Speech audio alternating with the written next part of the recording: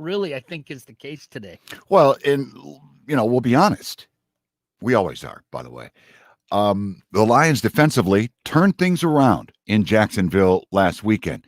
I think it was 44 yards on the ground for what was a pretty effective Jaguar rushing game. Now, Lions defensively only had the one sack once again, but they were able to put a lot of pressure on Mr. Minshew. Look, you come away with the sack, all right, but if you're able to come through with that consistent pressure, that changes things up, especially when you're going up against a guy like Matty Ice. Yeah, and that's the thing, Steve. You've seen Matt Ryan do it so many times, and for all the problems that the Falcons have had, Matt Ryan certainly showed flashes of the old Matt Ryan last week, and he and an old friend got together in Julio Jones, and listen, they've made lives miserable for a long, long time in the National Football League, and they can certainly do it here today.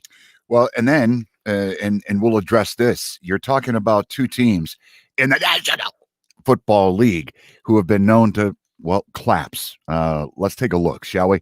The Lions had lost 6 straight games in which they held double-digit leads going back to last year before destroying the Jaguars last week, 34-16. That win was wire to wire. They've blown 11 second-half leads in 37 games under head coach Matt Patricia. And they found a way to blow leads of 17, 11, and 14 points in their 3 losses this year. Meanwhile, how about Atlanta?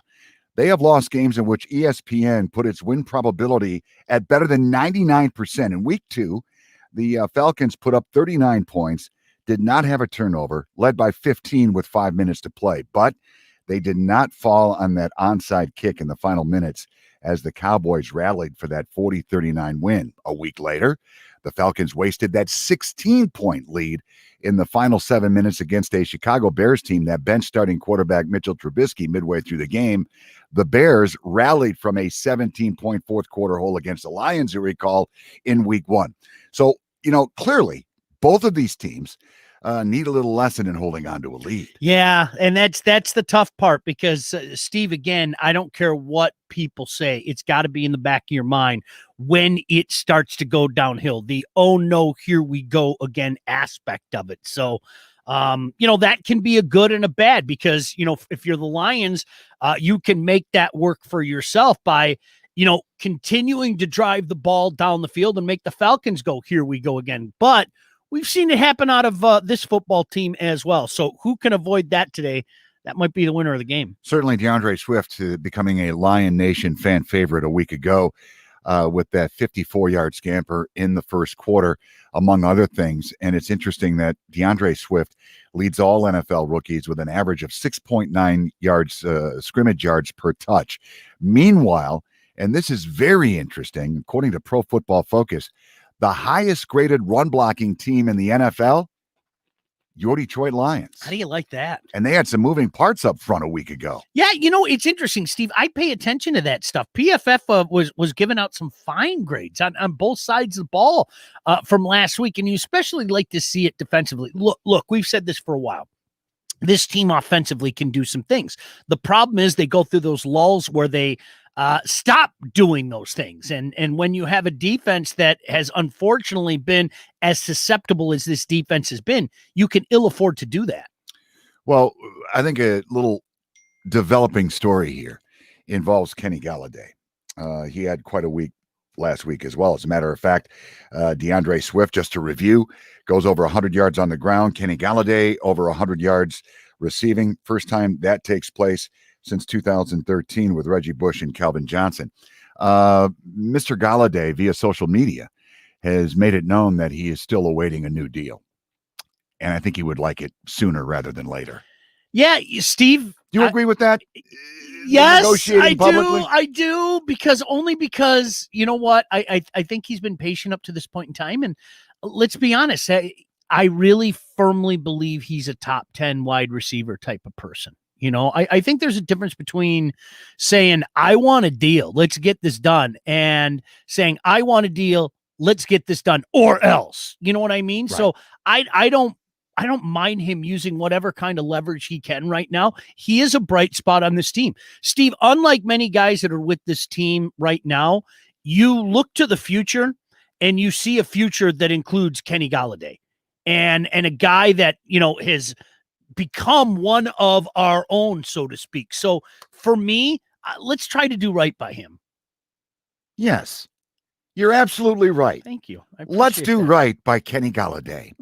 All right, folks. Nice to have you with us. Steve Courtney, Sean Baligian here with you in Lions Radio Central. Your Lions in ATL looking to win consecutive games for the first time since weeks 2 and 3 of last year. And with a win, they will be at 500 at 3-3. More information coming your way. You better believe it. Like right now, what else is going on with the Lions today? We're 3 hours away from kickoff at Mercedes-Benz Stadium for a preview of today. It's Lions Today. Here's Nick Roddy. The Lions and Falcons are getting ready to square off for the 38th time in NFL history, and Detroit leads the all-time series 24-13. And while Atlanta comes into today with a 1-5 record and an interim head coach, they have a boatload of talent. They're fourth in the league in total offense and have some explosive players on that side of the ball. And Lions cornerback Amani Oruwariye knows the secondary will have their hands full. They got a great receiving core over there. So we got our hands full this week. And so we just got to trust the game plan the coaches, draw up for us. Make sure we make it a physical game and just try to play to our strengths, you know what I mean? And just make it hard for them. So we don't need to do anything spectacular. We just need to do what we do best. The Lions have averaged 117 yards per game on the ground, good for 15th in the NFL. And quarterback Matthew Stafford will take all the help he can get. Helps us control the clock, control the game. It's a huge benefit to our guys up front. I mean, they're winning the line of scrimmage. They did a great job last week. Each week is a new challenge. This team we're playing this week, their front is really, really good and really aggressive and attack, stunt, pirate, all that kind of stuff. So we're going to have to do a really good job up front to handle those guys. But I know, the better the run game goes, the better our offense will be. And they've done a really nice job, early on in the season. Detroit is looking for their second win in a row and an even 3-3 record with the victory. But head coach Matt Patricia is just focused on this game right now. That's the bottom line. We're trying to go out and win. So from that standpoint, it'd be great. But we're one game at a time. We understand that's what it is. And really for me, I don't know if momentum is something that I've really ever even looked at or talked about until, you're maybe 5-6 games into something, at that standpoint, or quite a few games into something, or another opponent, is rolling in sort of that direction. So for us, it's just, it's just about this game this week. That's the Lions Today. I'm Nick Roddy.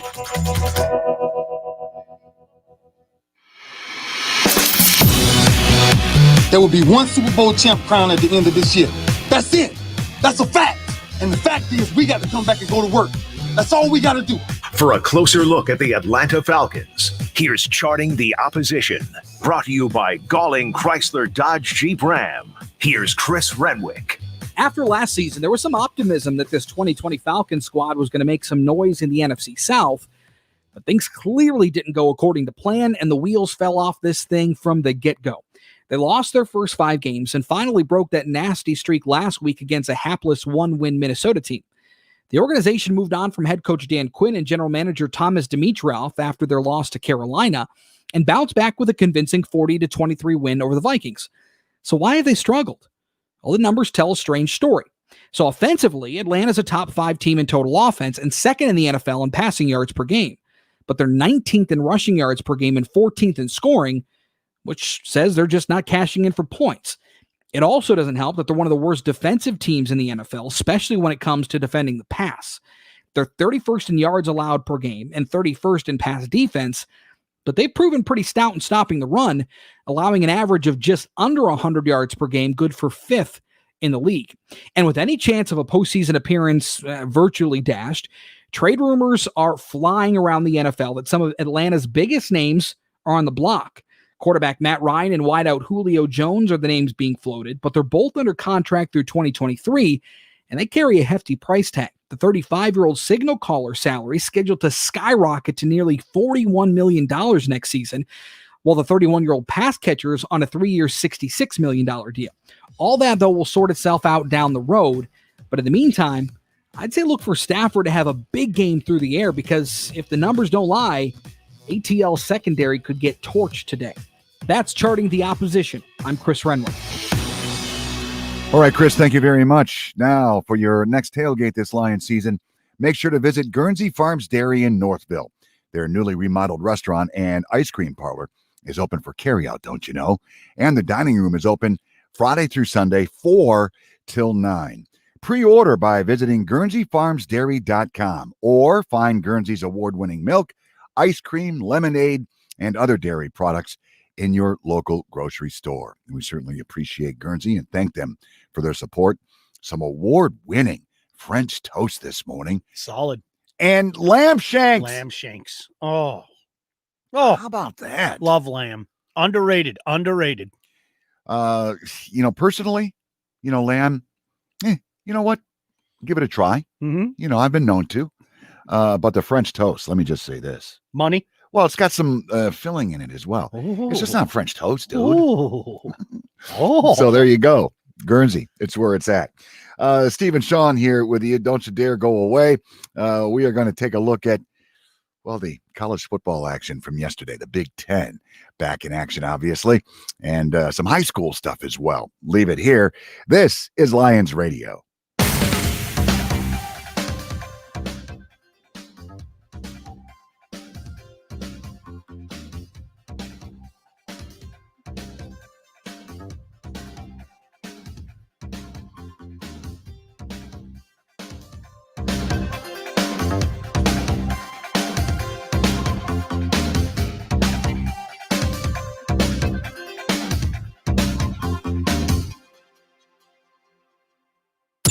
Hear every Detroit Lions football game online from your PC or Mac at WJR.com. The biggest challenge in football is putting a great team on the field. The second biggest is keeping them together. That's the difference with Bill Brown Ford in Livonia, with a winning staff of superstars for over 75 years in every position. From sales to service, whether you're looking for a new car, truck, SUV, or certified pre-owned vehicle, their service doesn't end at the sale. It begins there. That's why customers keep coming back to Bill Brown Ford in Livonia. So, who's your Ford dealer?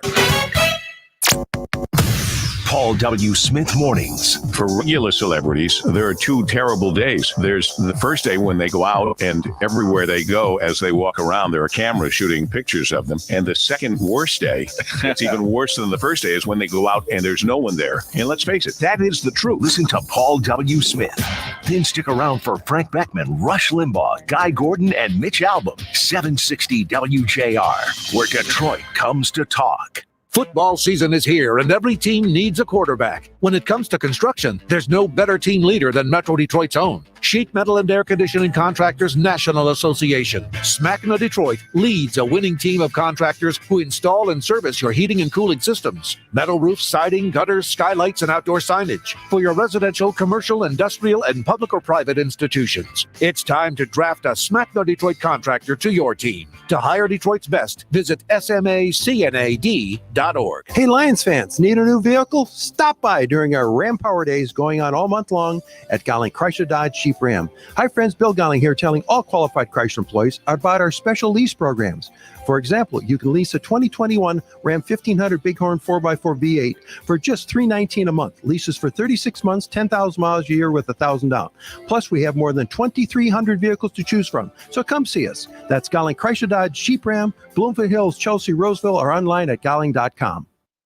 The McLaren Proton Therapy Center at the Karmanos Cancer Institute offers the most powerful and precise radiation oncology treatment available. Using the latest generation technology, we're able to deliver high doses of radiation to the exact size and shape of your tumor while avoiding surrounding healthy tissue and organs. That means we can eliminate cancer with an unmatched precision, resulting in fewer side effects and improved outcomes for patients. To learn more, visit mclaren.org/proton therapy.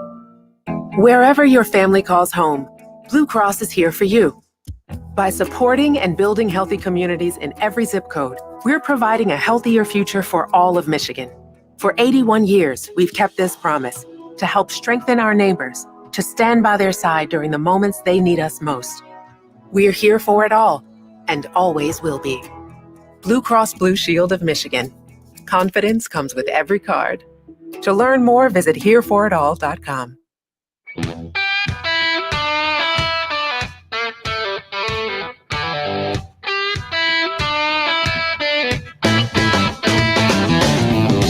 Steve and Sean here with you, Lions Radio Central. You know the countdown underway.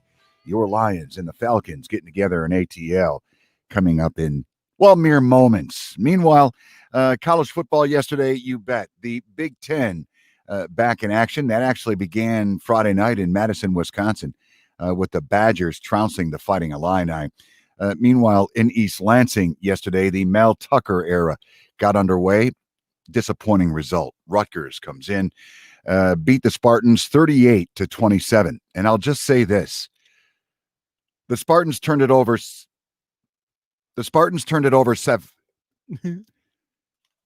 times. You don't often, in a post-game setting, say a team turned it over 7 times. It was unbelievable. I mean, the fumbles, it's just so many little things, Steve. And, you know, congratulations to Rutgers. They snapped a 21-game, Big Ten losing streak, and it's got to be nice for Greg Schiano and everything. But look, you're not supposed to win a game that way. There's a lot of work to do for the Spartans. I think we all knew it anyway. Before this season started, it's number one, how do you replace a legend like Mark D'Antonio? And number two, Mel Tucker's going to count on it, put his own imprint and mark on this program. It is, but it's going to take some time. Rocky Lombardi ends up indeed being the starter. 319 yards, 3 touchdowns to go along with 2 picks. One of the things the Spartans will work on running that football. 39 carries as a team yesterday for a mere 50 yards. So I'm sure Coach Tucker is watching film probably as we speak, finding ways to correct the situation, because already in this bizarre 2020 Big Ten season, they will be in Ann Arbor to face Jim Harbaugh and the Wolverines. That's a 12 noon kick. Yours truly with the pregame at 10:30. Speaking of number 18, Michigan, they go to number 21, Minnesota, in the land of 10,000 lakes last night. Michigan looked pretty darn good. 49-24. The final, Joe Milton making his Wolverines debut at quarterback. 15 of 22, 225 yards to go along with a touchdown. He looked pretty sharp. That offense was rolling. Make no mistake about that.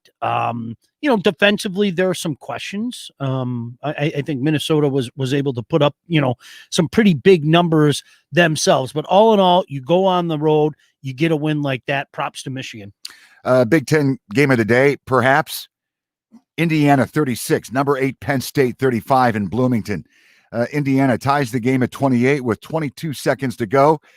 And then that 2-point conversion in overtime. Michael Penix Jr. extending, hitting the pylon. Game over. It was a crazy game. I was watching that at the end, Stephen. And the funny thing about it, what added to the allure, where there were so many moments between both the teams in the last couple minutes. Like, why did you do that? Why did you call that? Why? And it added to it. But that's a big win for the Hoosiers. In West Lafayette, Purdue teaching Iowa the meaning of respect, 24-20. Top 25 scores of note. No real surprises at all. Number 1, Clemson continues to roll, beating Syracuse 47-21. Number 2, Alabama. They take care of Tennessee 48-17. An expensive win for the Crimson Tide. Wide receiver Jalen Waddle, who has been in some Heisman conversation. He breaks his ankle on the opening kickoff. He is out for the year. You hate to see that sort Absolutely. Of stuff. No doubt about that. Number 3, Notre Dame take care of Pitt 45-3. How about the Fighting Irish? They are 5-0, 4-0 in the ACC. And, of course, number 5, Ohio State, all over Nebraska, 52-17. Interesting thing here. Ryan Day, the fine head coach of the Buckeyes, apologized for not taking a knee. They're at the Nebraska 2 in the final minute. Freshman quarterback Jack Miller went into the end zone. Now, Ryan Day's quote afterwards is kind of entertaining. Here it is. I didn't feel like we had the personnel to take a knee. I'll take a knee. Yeah, I have a feeling that Ryan Day's going to do this to a few teams this year. He wasn't very happy in the offseason. How about Fields yesterday? Did you see Justin Fields' numbers? 20 of 21, Steve, for 276 yards. Hello, Heisman. I mean, honestly, that making the case week 1. Yeah, he's in the conversation. He has to be, but the kid at Clemson, Trevor Lawrence, yeah, whatever. We'll see. High school, quickly. Belleville upends Livonia Churchill 35-14. Going into this tilt, Belleville had outscored the previous 4 opponents 260-0. Belleville, with numbers like that, they win the outright KLAA East title. And Birmingham Brother Rice starting to put it together. They improved to 5-1 with a 23-13 win over Detroit Country Day.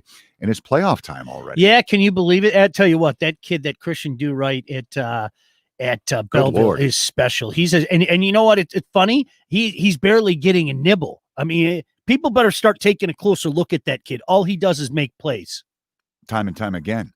All right, folks, it's that time. Again, please consider this your warning to get your fantasy rosters in. And with that, if you've got some last-minute decision-making going on, here's my partner, Sean, with a fantasy football report. Here's the Fantasy Football Report, brought to you by Hungry Howie's. Now get any 2 items from the Mix and Match menu for just $5.99 each. That's Hungry Howie's. Here's Sean Baligian.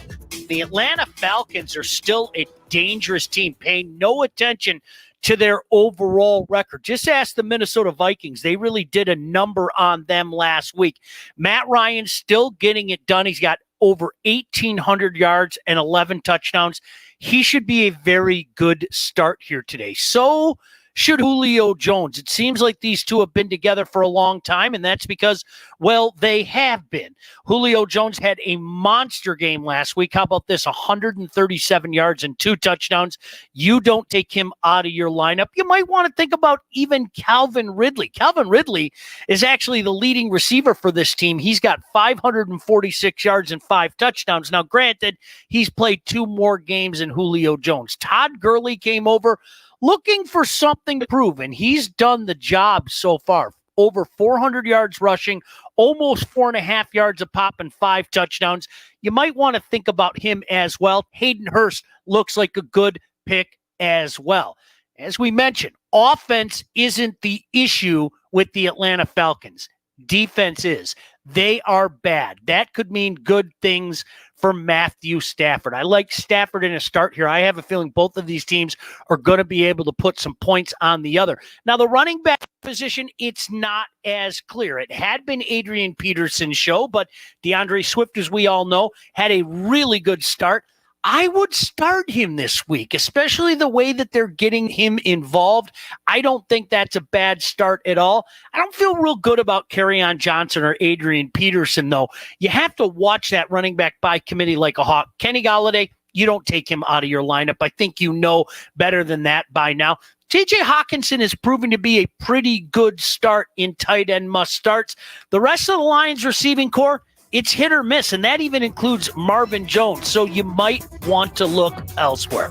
I'm Sean Baligian, and that is your Fantasy Football Report.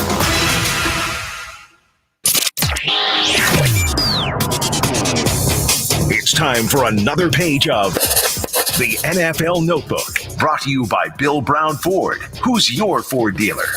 Here's Steve Courtney. Well, as always, there was a very interesting development in the National Football League, that being the rookie, the quarterback, Tua Tagovailoa. He will indeed take over as a Miami Dolphins starting quarterback beginning Week 8 against the Los Angeles Rams. Now, with the Dolphins currently on their bye week, it'll give Tagovailoa 2 weeks to prepare for this somewhat unexpected transition. I say unexpected because Tagovailoa's first NFL start will come 351 days after he suffered a dislocated right hip and posterior wall fracture.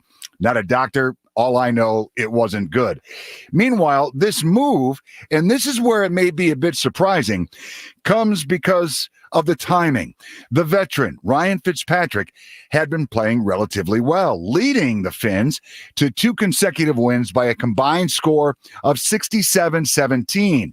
He also has the 7th best QBR in the NFL. And I'll let you know this, Mr. Fitzpatrick went public saying getting benched broke his heart. it's got to be tough. Anyway, as far as the Dolphins go, they believe obviously that Tua is their franchise quarterback. That's a standard the Dolphins, quite frankly, have not had since Dan Marino was their starting quarterback. As a matter of fact, how about this number? Tagovailoa will be the 22nd quarterback to start for the Dolphins since Marino retired in 2000. None of the previous 21 made a Pro Bowl appearance. None led the team to a playoff win in nearly 20 years. Now, Tua saw actually his first NFL action this past Sunday in a blowout win over the New York Jets. He went 2 for 2, 9 yards while playing just 5 snaps. Now, remember, in his 3 seasons at Alabama, Tagovailoa was the most efficient passer in college football history. He won the Walter Camp and Maxwell Awards and was the Heisman Trophy runner-up in 2018. You know, before the draft, there was some questions, obviously, about his health, the ankle and the hip injury that he suffered in November of 2019. Now, at 3-3, the Dolphins still have hopes of making a playoff push. What's going to be interesting, and of course, this is all hypothetical. All right, Tua is the franchise. You want to get him in. Meanwhile, the team has played relatively well under the crafty veteran Ryan Fitzpatrick. What happens if Tua goes out and doesn't perform the way the Dolphins expected? Certainly going to be very well worth keeping an eye on as the Tua Tagovailoa era begins with the Miami Dolphins. I'm Steve Courtney. That's NFL Notebook. For a roundup of the Lions' NFC North rivals, here's Exploring the North with Chris Renwick. Over the past few seasons, there's one thing we've come to expect from the Vikings, and that's a suffocating defense. But it's clear that those days are over after Minnesota gave up a 40 spot to the struggling Falcons last week, giving Atlanta their first win. Now, look, there's no doubt that Minnesota lost a bunch of talent on that side of the ball. But head coach Mike Zimmer's calling card as both a defensive coordinator and as a head coach has been a defense that's hard to run on and hard to pass on. And after a couple of years on the doorstep of getting to the Super Bowl, it sure looks like that window has now closed. Now, while they don't seem to have any bright spots on defense, they've got a bona fide star in the making in rookie receiver Justin Jefferson, who went off last week to the tune of 166 yards on 9 catches and 2 scores. It's a third time in their first 6 games where Jefferson has eclipsed the century mark. The Vikings are on the bye this week, which probably comes at a good time for Minnesota. The Packers are trying to rebound after last week's drubbing by Tom Brady and the Buccaneers. It was a heck of a 4-game stretch that saw them undefeated heading into that matchup against Tampa Bay. Aaron Rodgers and his offense hadn't even committed a turnover all season, but he had a pair of interceptions, including a pick 6 that turned their 10-0 lead into a landslide of points for the Bucs and saw them score the game's final 38. The Packers' offensive line allowed 5 sacks after giving up only 3 through their first 4 games. The Packers' offense looks to get off the schneid on Sunday in Houston. The Texans giving up 423 yards per game, good for 3rd worst in the NFL. Kickoff for that one scheduled for 1 o'clock. And how about the Bears, huh? Look, color me a skeptic. I still don't believe this team has the legs to go the distance. But when you're trying to figure things out and gain your footing as a team, it's always better to do it picking up wins, right?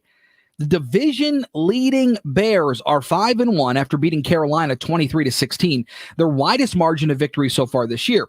And the reason I have a hard time wrapping my mind around this team being legit, well, the numbers. Chicago ranks 28th in offensive yards per game, 28th in rushing yards per game, 14th in time of possession per game, and 27th in scoring, averaging a borderline embarrassing 21 points per game. Now, defensively, Chicago seems to be turning a corner. The Bears rank 7th in yards allowed per game, 10th in passing yards allowed per game, and 2nd in third down conversion rate allowed. Chicago's got a nightcap scheduled tonight with the Rams kickoff from LA scheduled for 8:15. That's this edition of Exploring the North. I'm Chris Renwick.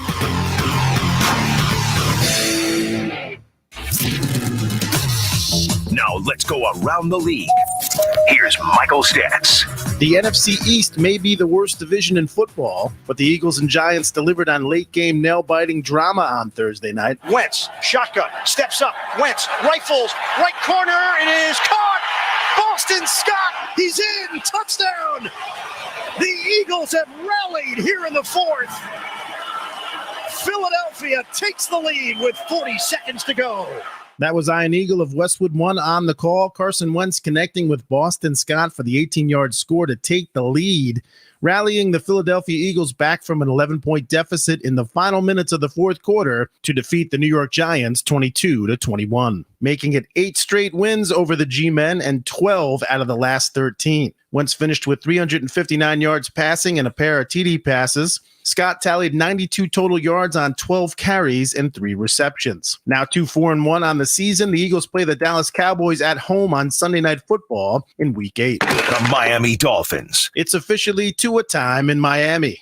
The team made the switch at quarterback earlier in the week, sending veteran Ryan Fitzpatrick to the bench for rookie first-round draft pick Tua Tagovailoa. Fitzpatrick had led the team to a 3-3 start with 10 touchdowns and a 70% completion percentage. The crestfallen quarterback expressed his disappointment during his press conference on Wednesday. This eventually was going to happen no matter, it was just a matter of kind of when, not if, and it still just, it broke my heart yesterday, and it's a tough thing for me to hear and to now have to deal with, but I'm going to do my best with it. Tagovailoa played his first career snaps late in the team's Week 6 win over the New York Jets, completing a pair of short passes. He spoke about how far he's come since suffering a serious hip injury last November during his junior season at Alabama. Well, it's definitely been a journey. I definitely think of that injury when I got hurt, and then the process leading up to being able to walk, being able to do football drills, being able to just do things in general. I definitely do reflect on that process that I went through. And, I'm definitely blessed to be able to still be here and play the game that I grew up dreaming to play. The Dolphins are on their bye this week and will host the Los Angeles Rams in Week 8. The Baltimore Ravens. Already one of the better defenses in the league, the Ravens are now even better after agreeing to a trade with the Minnesota Vikings to bring in premier pass rusher Yannick Ngakoue. Per ESPN's Adam Schefter, the Ravens sent a 2021 third-round pick and a 2022 conditional pick to the Vikings to acquire the fifth-year defensive end. After being selected out of Maryland in the third round of the 2016 draft, Ngakoue played his first 4 seasons with the Jacksonville Jaguars before being traded to the Vikings prior to the start of this season. In his first 6 games with Minnesota, he recorded 5 sacks and 2 forced fumbles. Ngakoue now rejoins Calais Campbell, who was his teammate while in Jacksonville. Suffice to say, Campbell is excited to be playing with Ngakoue once again. I know he wants to win. He loves the game of football, and this is a place where he's gonna flourish. This culture is gonna help him, bring the best out of him in his game, and he's just scratching the surface how good he could be. I mean, he's maturing and getting older, and this team is gonna really benefit from him being here. His number one thing is his passion for the game. And then number 2, I mean, he's very gifted, and he's willing to put the work in. And, I can't wait to get him in here. And hopefully we can go out there and do it like we used to, man. Second quarterback skill, meet at the quarterback. The 5-1 Ravens are on their bye this week and will host the Pittsburgh Steelers in Week 8. That's this week's Around the League. I'm Michael Stetz.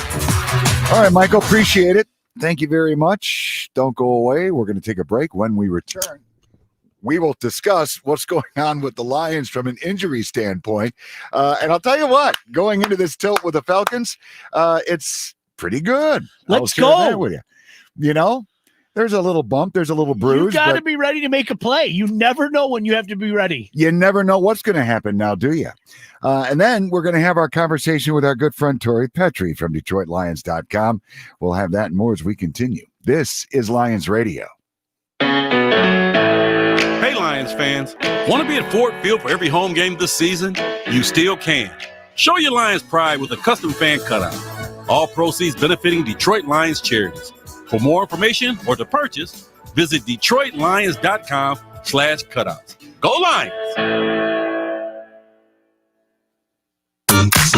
Want to join in on the Lions game action from the comfort of your own home? Now's your chance with Lions Bingo, presented by BetMGM. Available on the Detroit Lions app.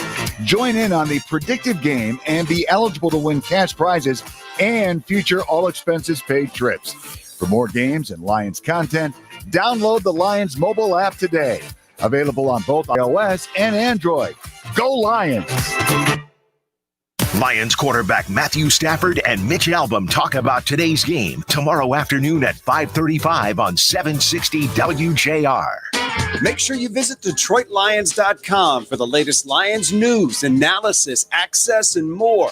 Lions insider Tim Twentyman, along with Lions columnist Mike O'Hara, break down every aspect of today's game and the Lions' next opponent. That's only at the official online home of your Lions, DetroitLions.com. Coach Matt Patricia talks to Paul W. Smith Tuesday morning at 7:05 on Lions Radio 760 WJR. Before he talks to anyone else, Matt Patricia talks to Lomas Brown after the game on 760 WJR. Lions quarterback Matthew Stafford and Mitch Albom talk about today's game tomorrow afternoon at 5:35 on 760 WJR. Want to join in on the Lions game action from the comfort of your own home? Now's your chance with Lions Bingo, presented by BetMGM. Available on the Detroit Lions app. Join in on the predicted game and be eligible to win cash prizes and future all-expenses-paid trips. For more games and Lions content, download the Lions mobile app today.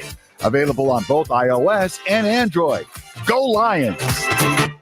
Coach Matt Patricia talks to Paul W. Smith Tuesday morning at 7:05 on Lions Radio 760 WJR. Coach Matt Patricia talks to Paul W. Smith Tuesday morning at 7:05 on Lions Radio 760 WJR. Make sure you visit DetroitLions.com for the latest Lions news, analysis, access, and more. Lions insider Tim Twentyman, along with Lions columnist Mike O'Hara, break down every aspect of today's game and the Lions' next opponent. That's only at the official online home of your Lions, DetroitLions.com. Hey, Lions fans. Want to be at Ford Field for every home game this season? You still can. Show your Lions pride with a custom fan cutout. All proceeds benefiting Detroit Lions Charities. For more information or to purchase, visit DetroitLions.com/cutouts. Go Lions! Lions quarterback Matthew Stafford and Mitch Albom talk about today's game tomorrow afternoon at 5:35 on 760 WJR. Coach Matt Patricia talks to Paul W. Smith Tuesday morning at 7:05 on Lions Radio 760 WJR. Flavor and consistent quality, Wiggly's has been a fan favorite since 1924. So when you're planning your next Lions tailgate party, ask the critical question: is it Wiggly's? For more info, go to Wiggly's.com. That's Wiggly's.com. News Talk 760 WJR. All right, folks, this injury report is brought to you by the Henry Ford Health System, the official healthcare provider of the Detroit Lions. Call 1-800-HENRY-FORD or visit henryford.com/teamdocs. All right, now, as I mentioned, theoretically, not all that bad for the Honolulu Blue and Silver as they prepare for the Falcons. Cornerback Desmond Trufant still battling that hamstring. No practice on Friday. He is out for this tilt with the Falcons. Meanwhile, Danny Amendola, Joe Dahl, Trey Flowers, Marvin Jones Jr., Frank Ragnow, all appearing on the injury report this past week. The good news is they all participated in full practice on Friday. They are in. Some things to pass along. By the way, you know how it works. The inactives will be out at 11:30 this morning. We'll pass them along to you. The Lions, meanwhile, activated cornerback Mike Ford and running back Bo Scarborough from injured reserve yesterday. They released cornerback Chris Jones and guard Kenny Wiggins. The Lions are still without two of their top corners, Justin Coleman and the aforementioned Desmond Trufant. Coleman, though, will miss his fifth straight game with that hamstring, but return to practice from IR on Thursday. That's where we begin our conversation with Tori Petrie. She is at Ford Field and hopefully all better from the bum foot. Tori, how are you? I'm doing good, guys. How are you? Everything is well. Interesting. Let's just start here. I'm sure you were maybe raising an eyebrow as well. Bo Scarborough back in the fold. So we're collecting running backs. The total's at 4 right now. Yeah, I think the Lions have a couple of running backs that have shown they can get it done, right? I mean, what we saw from Deandre Swift last week was absolutely impressive. We've seen him catch the ball out of the backfield. Last week, we got to see what he can do in the run game, and he certainly showed up. And then you got to remember what Adrian Peterson has done early in this season as well. So those are two really good guys. It's going to be tough to get Scarborough and Carry-On in there, but I know that the Lions said this week they still plan to do the running back by committee approach. So I think we'll see a couple different guys in there in the backfield. Tori, it's interesting. The running back by committee, I mean, that's a National Football League thing now. I know a lot of people are sitting out there saying, oh, we should give Deandre Swift the ball more, much like they were saying it with Adrian Peterson. Do you think it's a case of it's the hot hand? How do you foresee that moving forward in the coming weeks? Because it's nice to have this problem where, at least right now, you can count on a couple of those guys.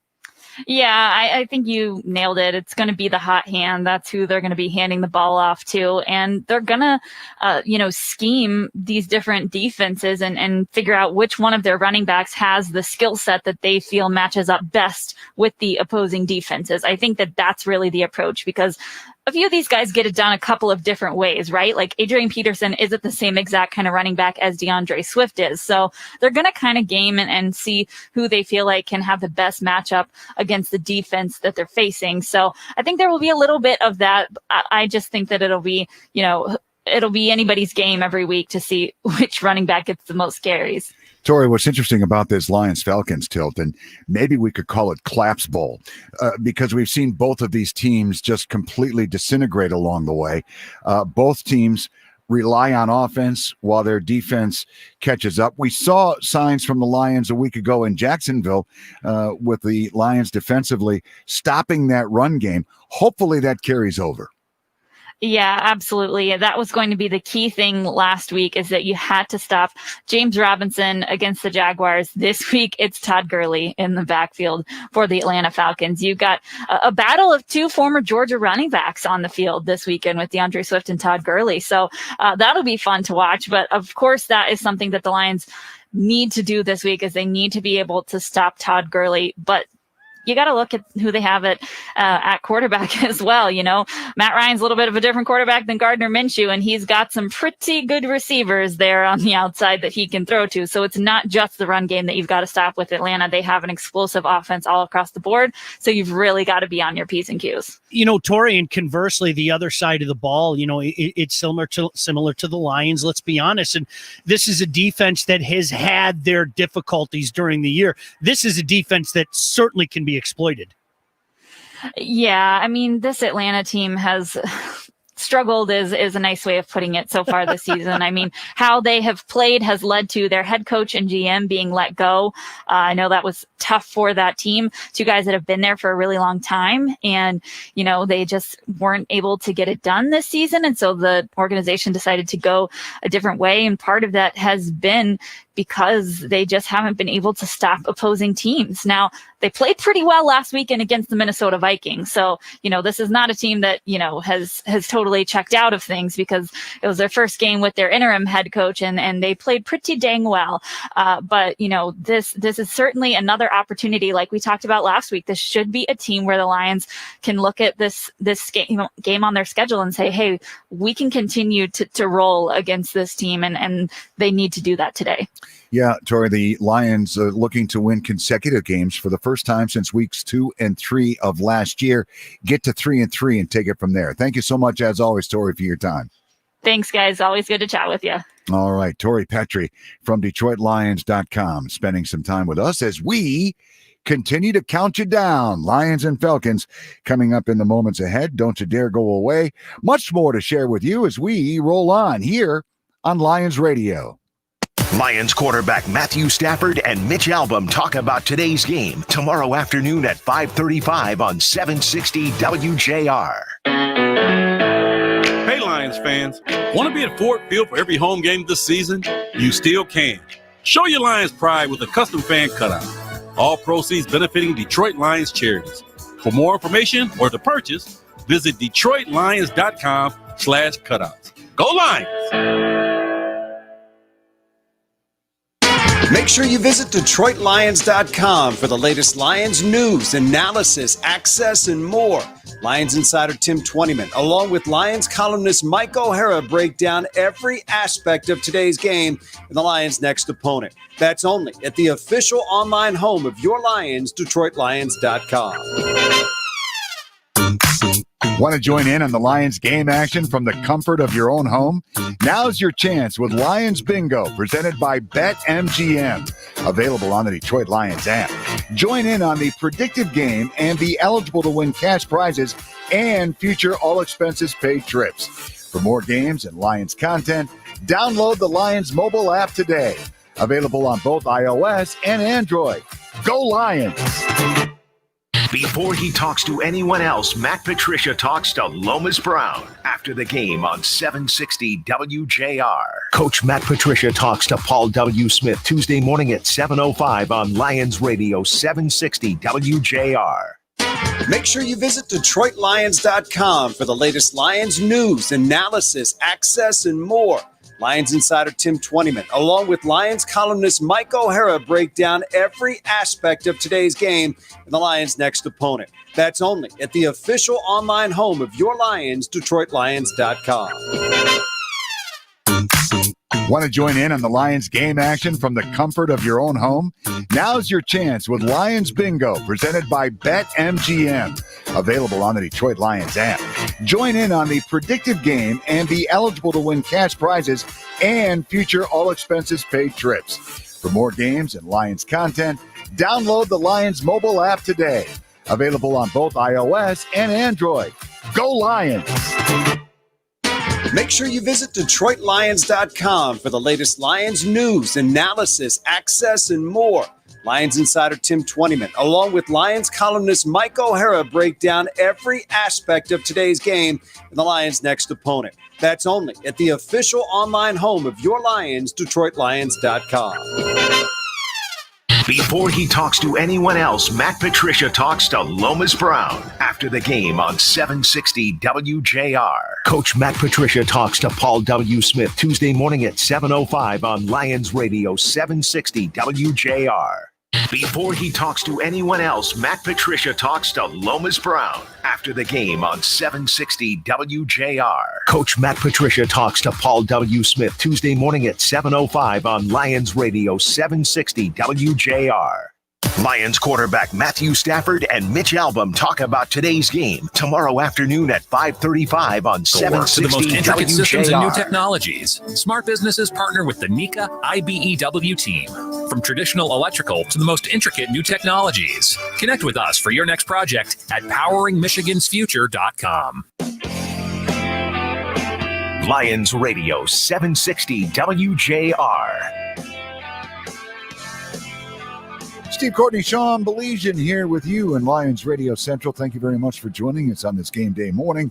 Right now, we hand things off to our colleague, Michael Stetz. He's going to spend some time with Dave Archer, the color analyst for the Atlanta Falcons. Michael? We head now to the opposing sideline to get a closer look at today's opponent, the Atlanta Falcons. We bring on color analyst of the Falcons Radio Network, Dave Archer. Dave, how are you? I'm doing good, man. Good to be with you. Now, it was a rough start for the Falcons. They were 0-5. They had that tough loss to the Cowboys with the heartbreak of the onside kick, blowing the lead against the Bears. They fire Dan Quinn, Thomas Dimitroff. In comes interim head coach Raheem Morris. I imagine it's one of the more unexpected first 5 weeks of the season that you've experienced in your time in the booth, huh? Well, it's certainly been a trying time here. This was an organization that loved Dan Quinn. Thomas Dimitroff had done a lot of good things, brought in a lot of talent. Here, you had a trip to a Super Bowl just a handful of years ago. So there was a lot to hang your hat on that those two guys had done. But with the expectation level where they're at, with Matt Ryan reusing his career and Julio Jones and some of the windows beginning to close and an opportunity to make some noise in the league, Mr. Blank made it important that, hey, we've got to get off to a good start. We got to win this year. We got off to a horrible start a year ago, rallied 6-2 down the stretch, beat New Orleans and San Francisco in their buildings. You thought, okay, maybe the ship's righted, but it wasn't. And so Mr. Blank had to mix things up, and in comes Raheem Morris, and you got a shot in the arm. Now, is it sustainable? we'll find out this weekend against the Lions. And that was my next question. They come out and huge offensive performance last week against the Vikings, 40-23. Matt Ryan looked outstanding, 4 touchdown passes. The offense looked like it really got rolling. But you kind of saw some of the struggles even in the win, Dave, because the defense was letting up big chunk plays throughout. They held off Cousins and company, but I thought you kind of, even though it was a win, you did see some of what's led them to their record right now. Well, I would argue with you that a lot of those chunk plays came when the game was over and we went to more of a vanilla look on defense. I thought the game was controlled by Atlanta's defense, certainly in the first half. 3 turnovers netted the Falcons 17 of their 20 points in the first half. And then Atlanta's ability to control the money down. They were outstanding on third down, 9 of 17 on third down. That's really been kind of a staple of teams that Matt Ryan is quarterback, their ability to stay on the field on third down.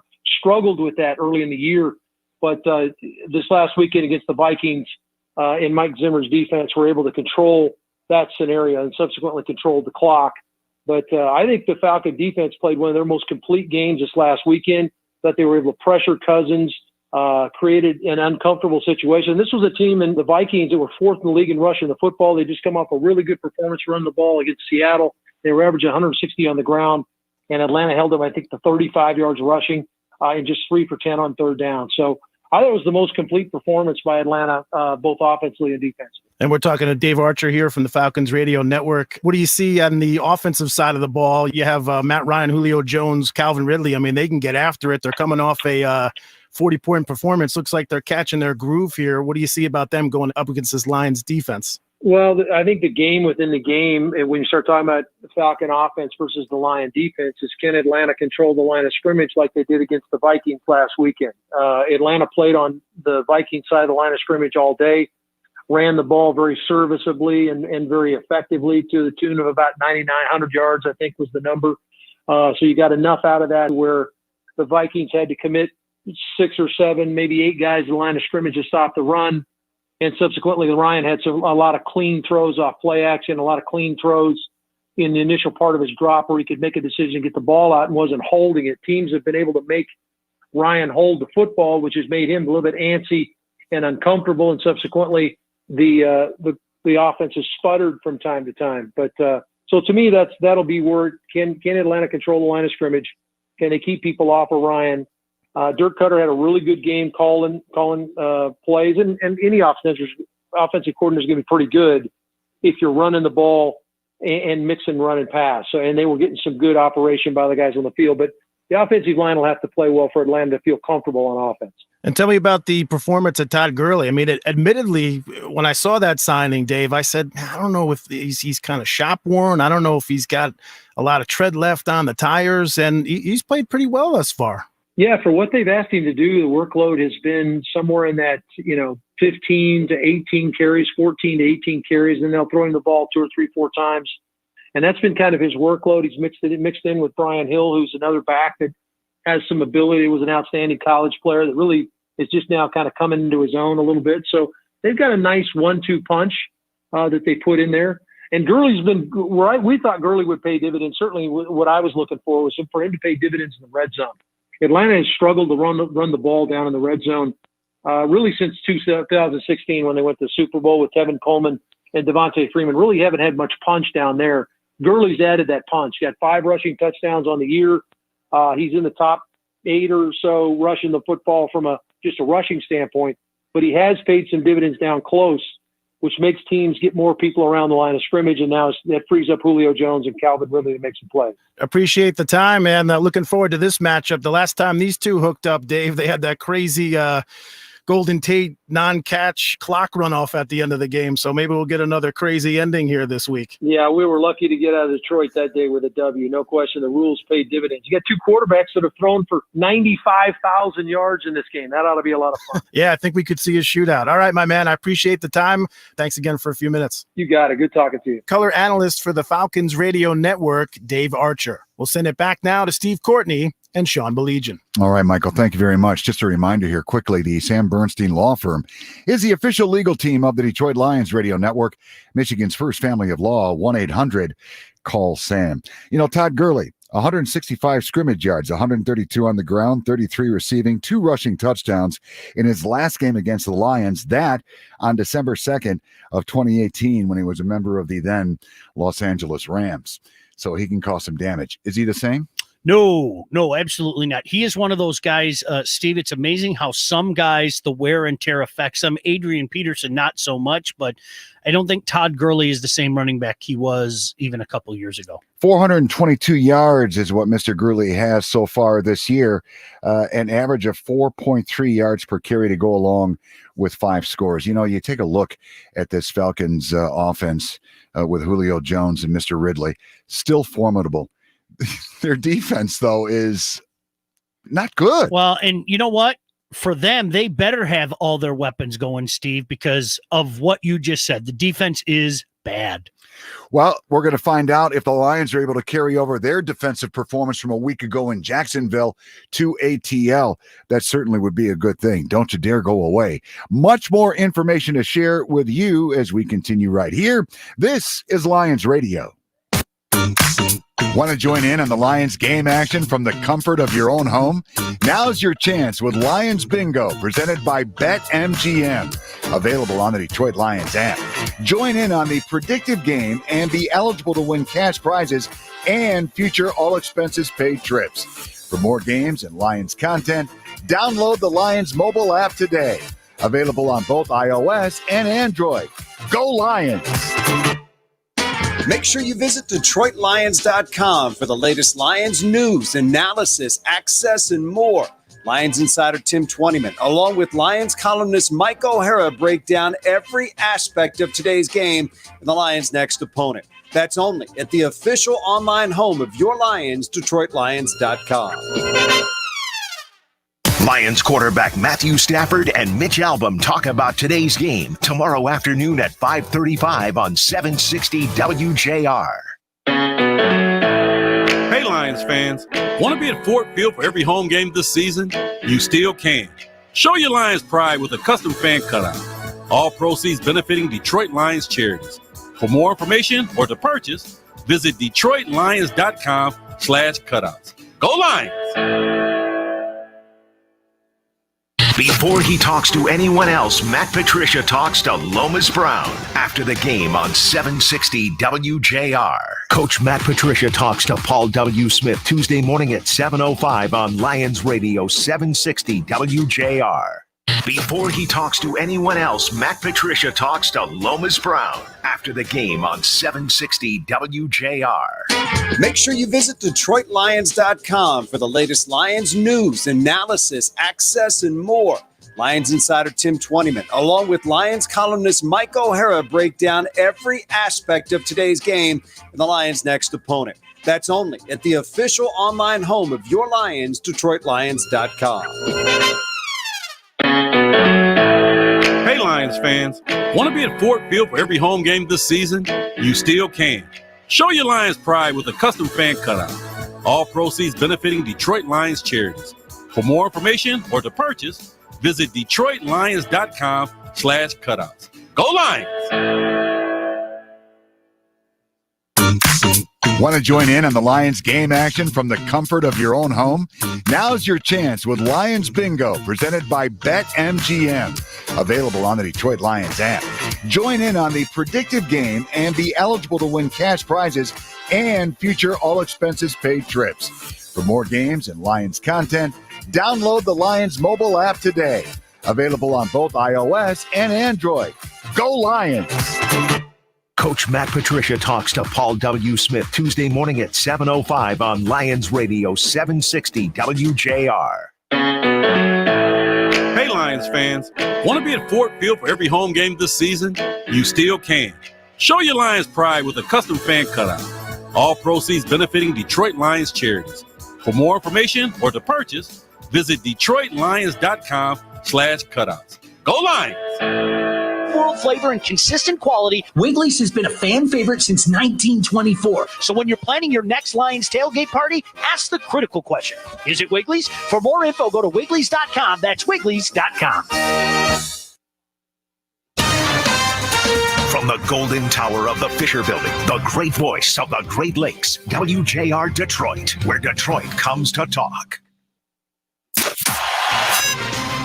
This is the Detroit Lions Countdown to Kickoff on the Detroit Lions Radio Network.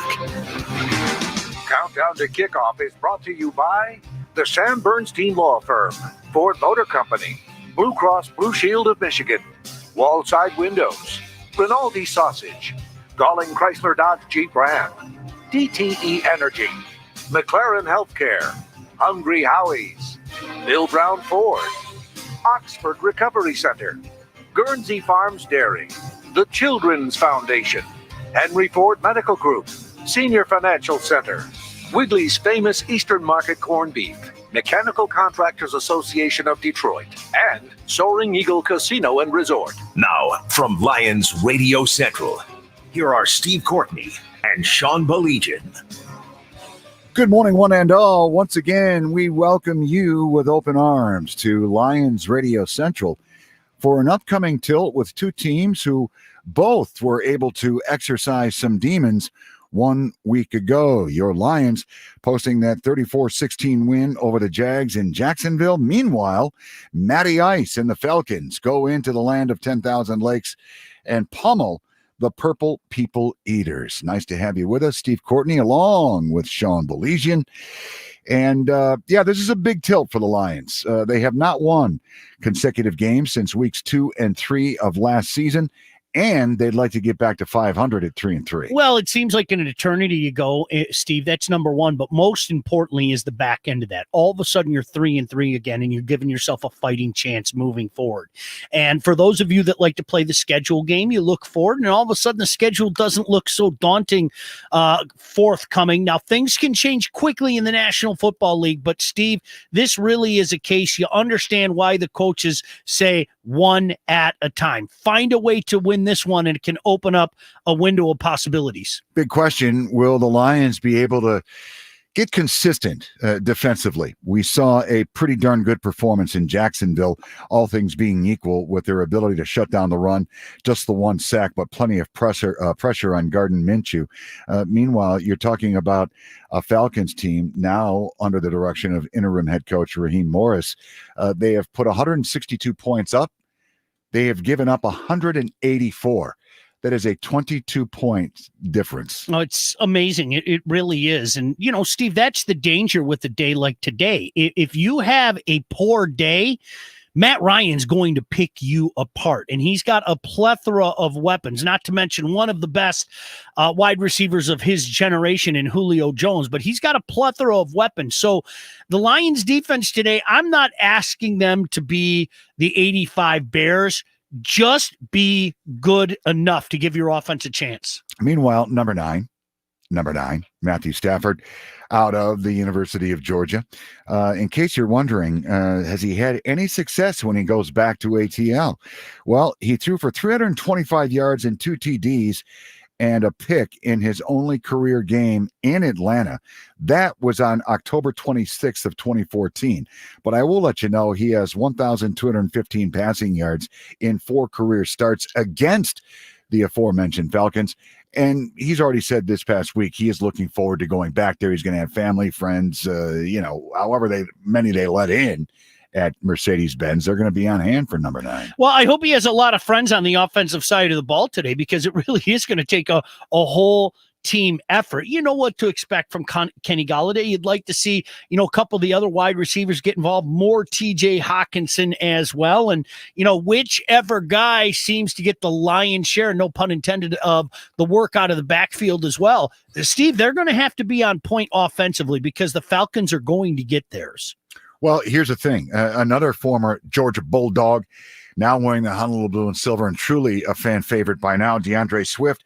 He leads all NFL rookies with an average of 6.9 scrimmage yards per touch. The kid is getting it done. However, this past week, Matt Patricia, Darrell Bevell, offensive coordinator, saying the running back by committee will still be in effect. Oh, and by the way, Bo Scarborough was brought back aboard effective yesterday. So we've got running backs all over the place. People forget how effective he was. And Steve, I remember late last year we had the opportunity to talk to him. Great guy to talk to. And great dude. He was amazed at snow. He couldn't quite figure that out, if you recall. But boy, he runs hard. He's one of those guys that has a chip on his shoulder. I hope we get a few looks at him. All right, don't go away. We're going to take a break and come back, have a very important conversation with Jen McCollum, Senior Director of Community Relations and Detroit Lions Charities. There is a virtual locker room sale going on, raising valuable money for some organizations that need it. Jen will paint the picture when we roll ahead. So nice to have you with us. This is Lions Radio. And right now, we update you exactly what's going on with the Lions today. We're 2 hours away from kickoff at Mercedes-Benz Stadium for a preview of today. It's Lions Today. Here's Nick Roddy. The Lions and Falcons are getting ready to square off for the 38th time in NFL history, and Detroit leads the all-time series 24-13. And while Atlanta comes into today with a 1-5 record and an interim head coach, they have a boatload of talent. They're fourth in the league in total offense and have some explosive players on that side of the ball. And Lions cornerback Amani Oruwariye knows the secondary will have their hands full. They got a great receiving core over there. So we got our hands full this week. And so we just got to trust the game plan the coaches, draw up for us. Make sure we make it a physical game and just try to play to our strengths, you know what I mean? And just make it hard for them. So we don't need to do anything spectacular. We just need to do what we do best. The Lions have averaged 117 yards per game on the ground, good for 15th in the NFL. And quarterback Matthew Stafford will take all the help he can get. Helps us control the clock, control the game. It's a huge benefit to our guys up front. I mean, they're winning line of scrimmage. They did a great job last week. Each week is a new challenge. This team we're playing this week, their front is really, really good and really aggressive and attack, stunt, pirate, all that kind of stuff. So we're going to have to do a really good job up front to handle those guys. But I know, the better the run game goes, the better our offense will be. And they've done a really nice job, early on in the season. Detroit is looking for their second win in a row and an even 3-3 record with a victory. But head coach Matt Patricia is just focused on this game right now. That's the bottom line. We're trying to go out and win. So from that standpoint, it'd be great. But we're one game at a time. We understand that's what it is. And really for me, I don't know if momentum is something that I've really ever even looked at or talked about until, you're maybe 5-6 games into something, you know what I mean, at that standpoint, or quite a few games into something, or another opponent, is rolling in sort of that direction. So for us, it's just, it's just about this game this week. That's the Lions Today. I'm Nick Roddy.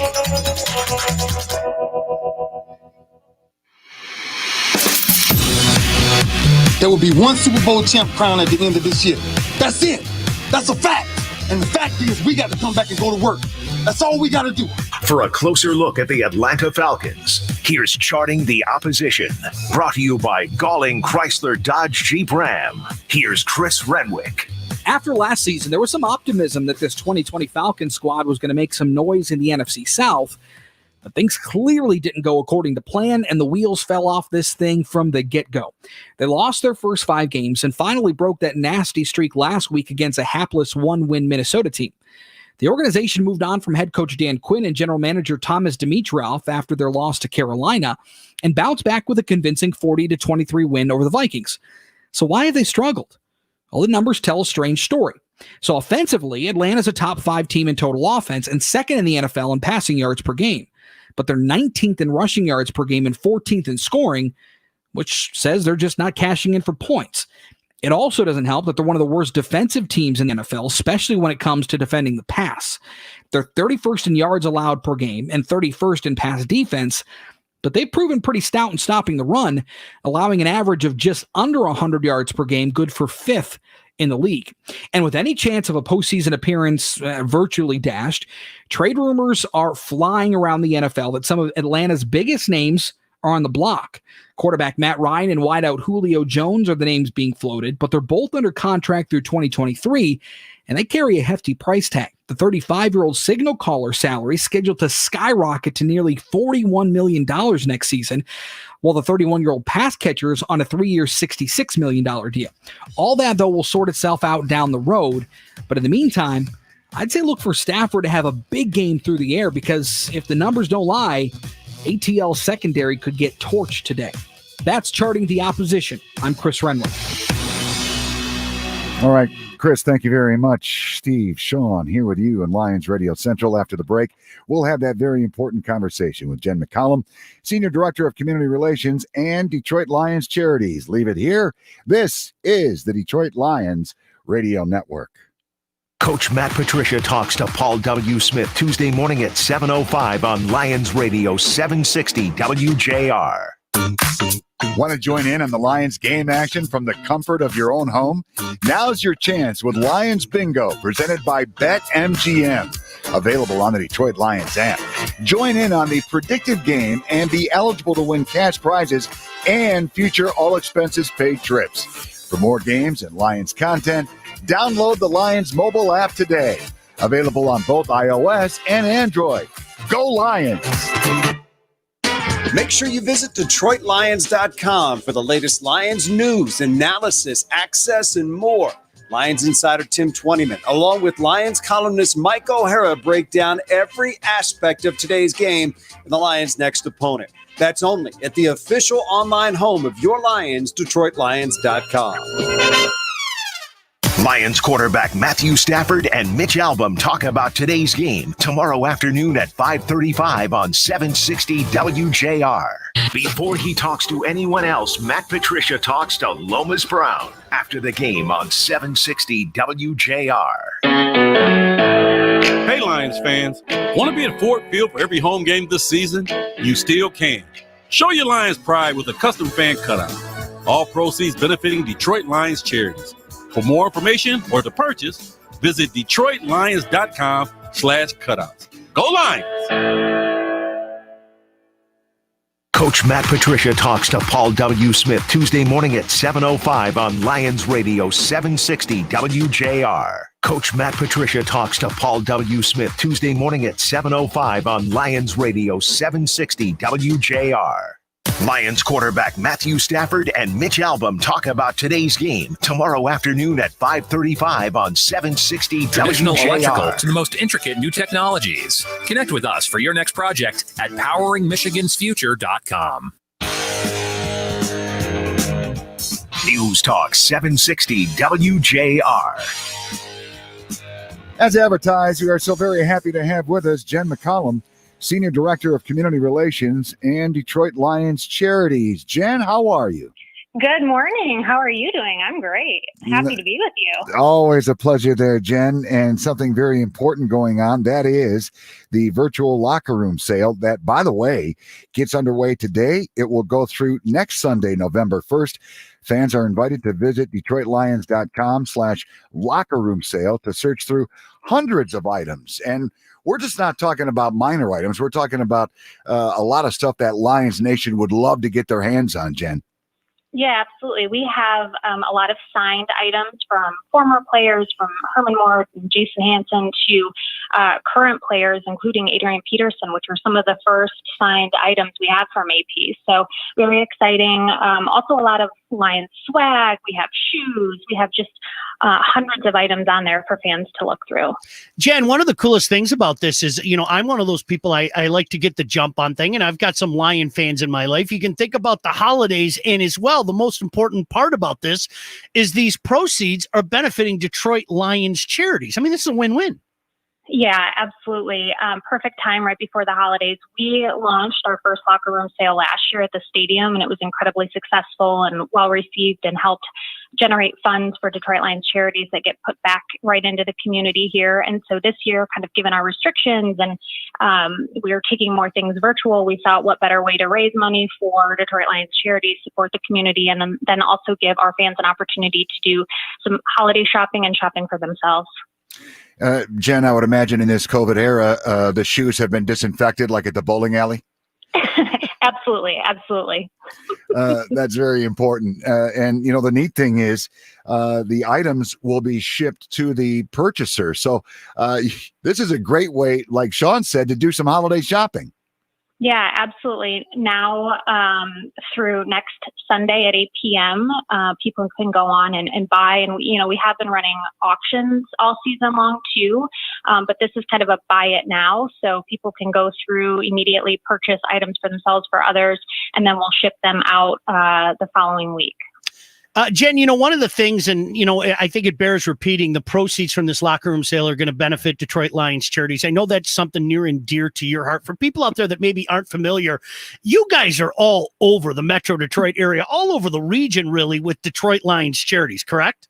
Yes, absolutely. So Detroit Lions Charities is the charitable arm of the team, and we make grants to nonprofits and donations on behalf of the organization, but we actually fundraise as well as a way to engage fans in that process. So we have 5 significant charitable partners in the Detroit area: Detroit Lions Academy, Detroit PAL, City Year, Playworks, and Eastern Market. But then also through the foundation, we also support nonprofits and high school football programs across the state, really. And Jen, the fact of the matter is Detroit Lions Charities has certainly left a wonderful footprint in the community because you guys are all over the place, and that's been going on for a while, Jen. I just wanted to point that out. Well, I appreciate that. You guys are so supportive of all that we do. And yeah, absolutely. We, do what we can, but we couldn't do it without the support of the fans through things like the locker room sale. Again, I'll let you know if you're interested to do a little shopping. It's underway right now, in effect until next Sunday, November 1st at 8 p.m. Just go to DetroitLions.com/locker room sale. Do some shopping, and it'll benefit so many. And Jen, as always, we appreciate your time. Thank you very much. Continue doing what you're doing. Thanks, guys. Go Lions. Thanks, Jen. Go Lions, indeed. Jen McCollum, Senior Director of Community Relations and Detroit Lions Charities. That's a neat deal there. It's outstanding. For me, Steve, with 2 kids, they both love their Lions. They grew up just like their dad, loving their Lions. And I get some Christmas ideas when I go check it out. You're going to go on there and give me something? What would you like? Yes, as a matter of fact, friend, what would you like? You let me know. No, I'm not. I want you to go on there and you just give me an idea. Can you give me a list? I'm embarrassed that I even said it. No, what do you want? I would love to buy you something. Buy our buddy Rieger loves the Lions. We can pick him up something. No, I don't. Not all Lions. We know exactly to get him. We've got more to share with you as we continue from Lions Radio Central. We've got a visit to the meeting room coming up, a visit with Tim Twentyman, our friend from DetroitLions.com. No need to touch that dial. This is the Detroit Lions Radio Network. Coach Matt Patricia talks to Paul W. Smith Tuesday morning at 7:05 on Lions Radio 760 WJR. Want to join in on the Lions game action from the comfort of your own home? Now's your chance with Lions Bingo, presented by BetMGM. Available on the Detroit Lions app. Join in on the predictive game and be eligible to win cash prizes and future all-expenses-paid trips. For more games and Lions content, download the Lions mobile app today. Available on both iOS and Android. Go Lions! Lions quarterback Matthew Stafford and Mitch Albom talk about today's game tomorrow afternoon at 5:35 on 760 WJR. Hey, Lions fans. Want to be at Ford Field for every home game this season? You still can. Show your Lions pride with a custom fan cutout. All proceeds benefiting Detroit Lions Charities. For more information or to purchase, visit DetroitLions.com/cutouts. Go Lions! Before he talks to anyone else, Matt Patricia talks to Lomas Brown after the game on 760 WJR. Make sure you visit DetroitLions.com for the latest Lions news, analysis, access, and more. Lions insider Tim Twentyman, along with Lions columnist Mike O'Hara, break down every aspect of today's game and the Lions' next opponent. That's only at the official online home of your Lions, DetroitLions.com. Lions quarterback Matthew Stafford and Mitch Albom talk about today's game tomorrow afternoon at 5:35 on 760 WJR. Lions quarterback Matthew Stafford and Mitch Albom talk about today's game tomorrow afternoon at 5:35 on 760 WJR. Want to join in on the Lions game action from the comfort of your own home? Now's your chance with Lions Bingo, presented by BetMGM. Available on the Detroit Lions app. Join in on the predictive game and be eligible to win cash prizes and future all-expenses-paid trips. For more games and Lions content, download the Lions mobile app today. Available on both iOS and Android. Go Lions! Coach Matt Patricia talks to Paul W. Smith Tuesday morning at 7:05 on Lions Radio 760 WJR. Want to join in on the Lions game action from the comfort of your own home? Now's your chance with Lions Bingo, presented by BetMGM. Available on the Detroit Lions app. Join in on the predicted game and be eligible to win cash prizes and future all-expenses-paid trips. For more games and Lions content, download the Lions mobile app today. Available on both iOS and Android. Go Lions! Before he talks to anyone else, Matt Patricia talks to Lomas Brown after the game on 760 WJR. Coach Matt Patricia talks to Paul W. Smith Tuesday morning at 7:05 on Lions Radio 760 WJR. Little reminder here, Wallside Windows is the official window company of the Detroit Lions Radio Network. We can do that. We are the factory. Well, turns out it is that time to go to the meeting room and see what KB, Ken Brown, has in store for us this week. Now entering the meeting room, a sit-down with your favorite Detroit Lions. Here's Ken Brown. Special guest today, safety for the Detroit Lions, J-Ron Curse. Hello, J-Ron. Hey, how you doing? All right. Now, I got to let you know this right off the bat. I've been trying to get a curse in this town since 1999 when your uncle, who the Lions were supposed to have taken, did not take him and ended up with Chris Claiborne, and your uncle went to Tennessee and became a star. So, also, your cousin, Philip Buchanan, played with Detroit for a year. So, you were destined to come to this town. You know that, right? I guess you can say that. That's right. So, we've been waiting for this curse for a long time. So, how's it been being here in town? It's been pretty good. It's been pretty good. A lot of good work, a lot of learning with the guys. So, you like the scheme that Coach Patricia runs here? Yeah. You know, it fits a lot of us in our particular skill set. So, it puts us in a lot of good positions. What skill set are you? Because you're a real big safety. You're one of the taller guys. Do you feel you're a strongest runner pass? How do you see yourself? A hybrid? I don't really feel like I'm particularly stronger at one. You know, I feel like, you know, I'm good. I'm good in passing. I'm good in the run. You know, I'm good covering tight ends and things like that. I'm good covering bigger receivers. So, you know, I wouldn't necessarily say that I'm better in the back end or I'm better in the box. So I feel like I'm a pretty well-rounded player. You do like to mix it up, though, out there. I've watched you over your career as a safety. You like to hit. I can see that, right? Is that a Florida thing?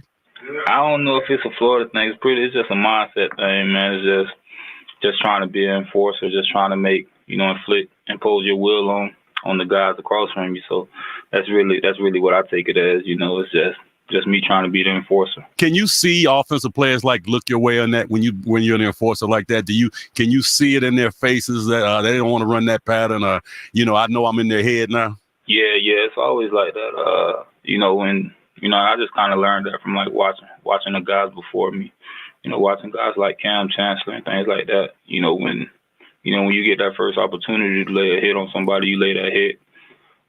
You know, moving forward through the game, you know, that stays in the back of their mind on, you know, if that particular route is called again, you know, and they know that they have a chance to be hit the same way they was, you know, it kind of rattles them. You know, you can cause some incompletions, cause a lot of things to go wrong with the timing of that route just because of, you know, what you've done earlier in that game being an enforcer.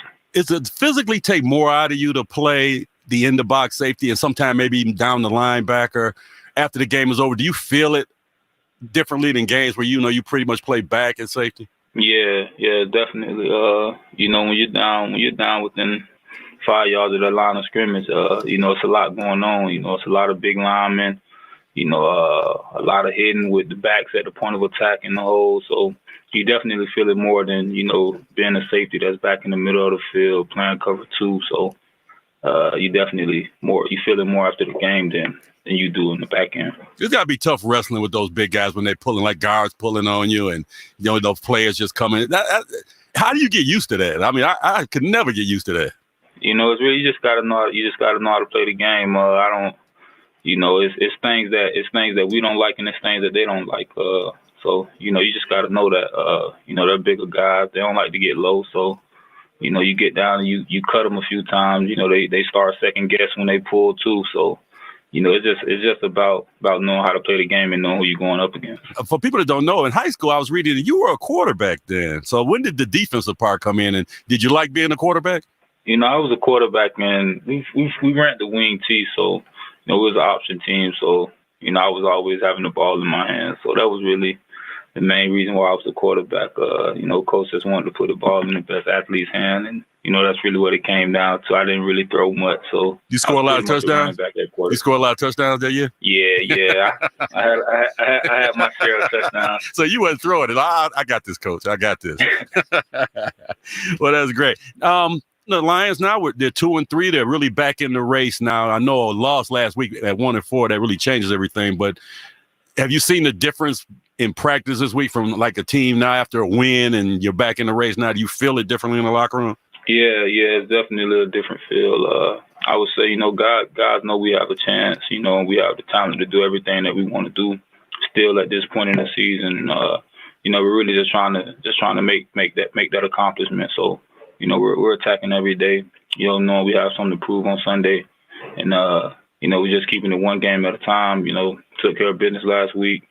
And the message from Coach was, we just got to be 1-0 every week. So, that's our goal now, is just getting the 1-0 this week, and then, just keep stacking them. Are there lessons you learned, like you've been on Minnesota, like I said, who's been a winning team since you were there?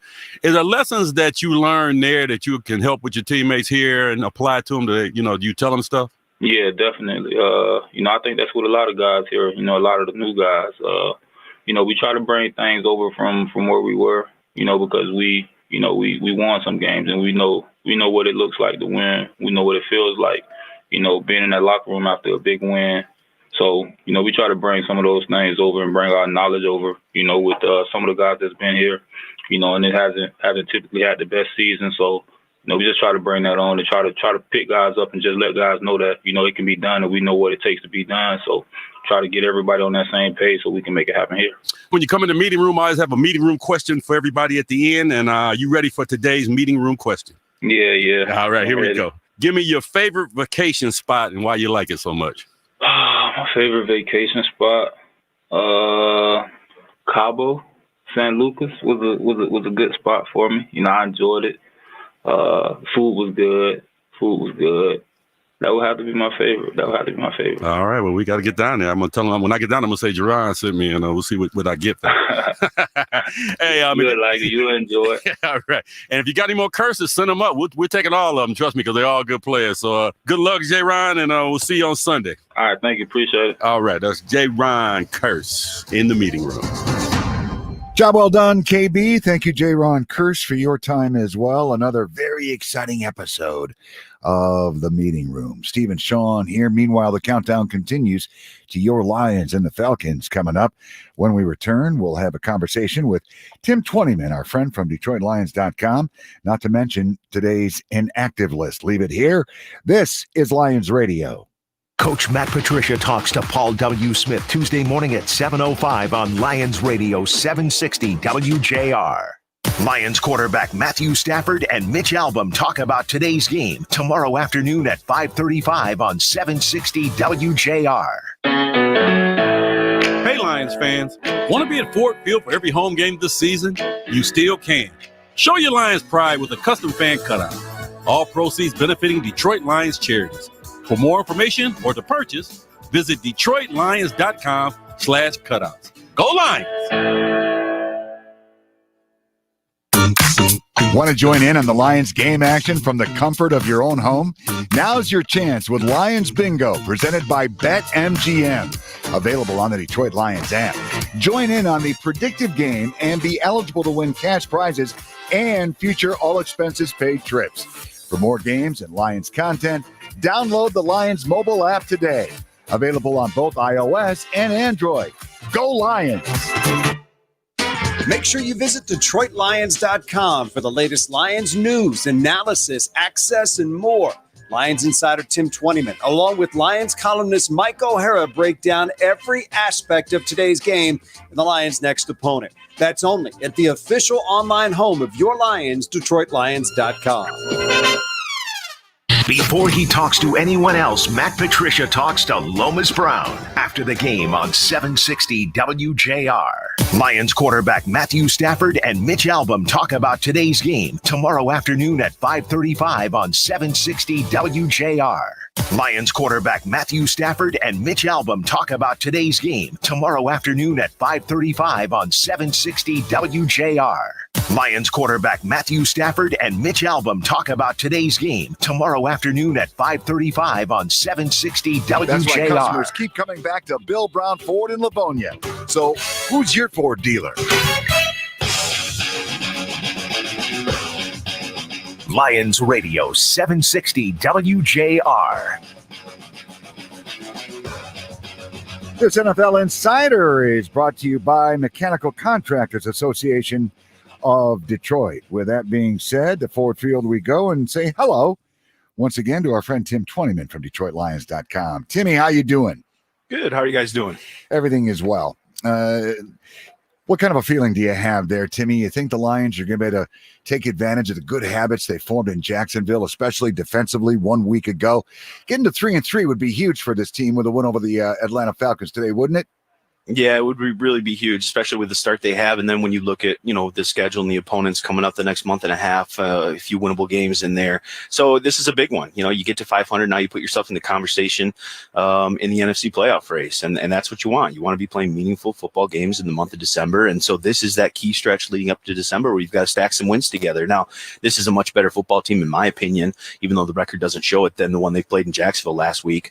I'm from Matt Ryan to Julio Jones to Calvin Ridley. I mean, this Lions defense is going to have their hands full, especially in the passing game. And so, I think there's going to be some points scored in this game. I think if you're a betting man, the over is probably good, and we'll see where it goes. Tim, it's interesting.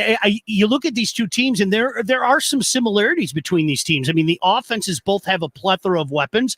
The questions have been on the defensive side of the ball, but really the offensive consistency might be the difference between these two teams today and who eventually wins.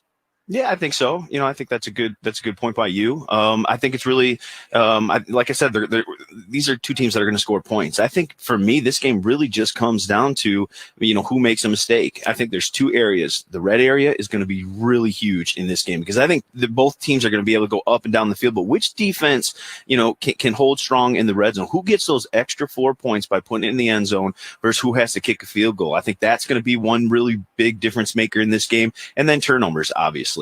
These are two teams that haven't turned it over really that much this year. And so which defense can generate one of those key strip sacks or get in front of a pass or limit that one possession for the other team. So I think the two areas, guys, for me are the red zone and turnovers today. I think that's really going to separate these two.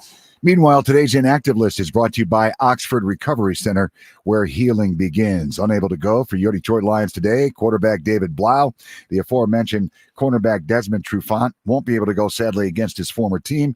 Safety Miles Killebrew, running back Bo Scarborough, who was activated yesterday, offensive lineman Logan Stenberg, and wide receiver Quintez Cephas. Meanwhile, I guess he can go home again. Deandre Swift is going to be proving that today, as a matter of fact, Timmy. And, he is having a year, certainly has the attention of Lions Nation, leads all NFL rookies with an average of 6.9 scrimmage yards per touch. And also, I want to get your reaction. Pro Football Focus, the highest graded run blocking teams in the NFL. Lions el numero uno. That's not bad, Timmy. That's not bad at all. And credit those guys up front. And I think, and I wrote this week, I think this is the best offensive line the Lions have had just in terms of talent and overall depth in Matthew Stafford's tenure here. I mean, you look at the left tackle position, Taylor Decker's, I think, having a career year. Frank Ragnow, you mentioned Pro Football Focus. He's the number 2 graded center by Pro Football Focus. And, and to me, it looks like they hit on Jonah Jackson, the rookie. He's really solid there. And you just look to last week. I mean, they played 8 offensive linemen, guys. I mean, they had Matt Nelson, who was playing defensive line, 2 years ago, playing right Great tackle, story. and there was no drop off whatsoever. They ran for 180 yards, 3 touchdowns. I don't think Matthew Stafford was sacked. And so when you just looked at the overall product on the offensive line, they got talent, they got depth, they're mixing guys in. It's really a good unit, and I think that's one of their strengths early on. Tim, one of the things, you're around the team as much as anybody. What was the temperature in the room this week? I mean, it's a win, but this is a team that would desperately like to put 2 together. Yeah, you got to stack them, like you said, but I think the one thing that I noticed from talking with the players and coaches is, they had the bye week and it came at a good time, in my opinion, for them. And it gave them 2 weeks to kind of self-evaluate, maybe slim down some things schematically, both in the defensive run game and the offensive run game. And then, you do that, and then you go see it on the field, right? You play the way you did in Jacksonville, and you limited the run 44 yards for Jacksonville. You ran 180 yards. Some of the things that you were focused on simplifying then translated to the field, and you saw it. And so I think that gives guys a lot of confidence when you kind of can make those adjustments, and then you see it on the field. But Atlanta saw that too. They've got that tape from last week. And so what other adjustments now can you make? But I think there was a lot of confidence in seeing some things that they wanted to do better, and then it translating to the field. I think that was good for this team. Only one sack in that win against the Jags 1 week ago there, Tim. But that being said, throughout that tilt, they were able to put some consistent pressure on Gardner Minshew. And that not only helps your young corners, but just kind of sets a real nice tone. And that'd be nice to be able to see him duplicate that in ATL today. Yeah, good point. And I think, defensive coaches, talk all the time about, sacks maybe sometimes being an inflated statistic. Obviously, you want sacks. Those are negative plays, put teams behind, the sticks. But in that game, they had 22 quarterback pressures and 16 hurries, right? That's getting a guy off his spot. That's speeding up his clock. That's not going to allow receivers to get downfield. So those are some of the things coaches talk about too. It's not only about sacks, but can you get that consistent pressure like you talked about and you saw last week? And I saw the same thing. And I think it started with really stopping the run. They stopped the run early. They didn't allow James Robinson to get going. And now you're in good down and distance situations, right? Now the passing game's coming. Now you can pin your ears back a little bit. And I think that was one of the big problems the first 4 games of the year. Teams were running up and down the field and 2nd and 3, 2nd and 4. Now you can do anything as an offense and you can't pin your ears back as a defense. That was the biggest adjustment last week.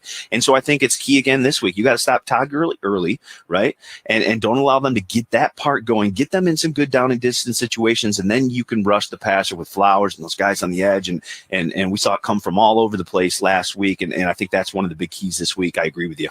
All right. We appreciate your time as always, Thanks, Tim. Thank you very much. Hey, no problem. Anytime, guys. All right. Tim Twentyman, DetroitLions.com, spending some time with us as we continue to count you down here from Lions Radio Central.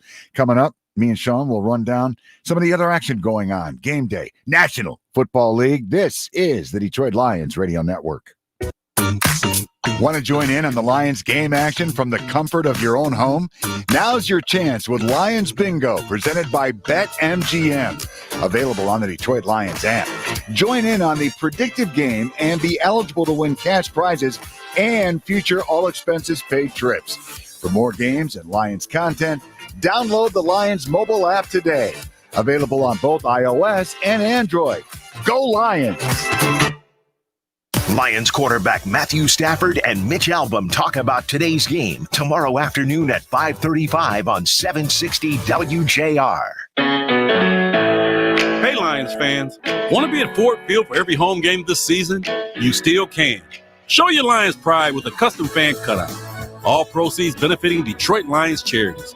For more information or to purchase, visit DetroitLions.com/cutouts. Go Lions!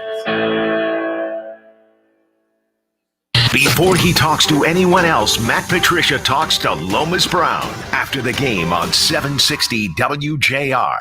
Coach Matt Patricia talks to Paul W. Smith Tuesday morning at 7:05 on Lions Radio 760 WJR. Make sure you visit DetroitLions.com for the latest Lions news, analysis, access, and more. Lions insider Tim Twentyman, along with Lions columnist Mike O'Hara, break down every aspect of today's game and the Lions' next opponent. That's only at the official online home of your Lions, DetroitLions.com.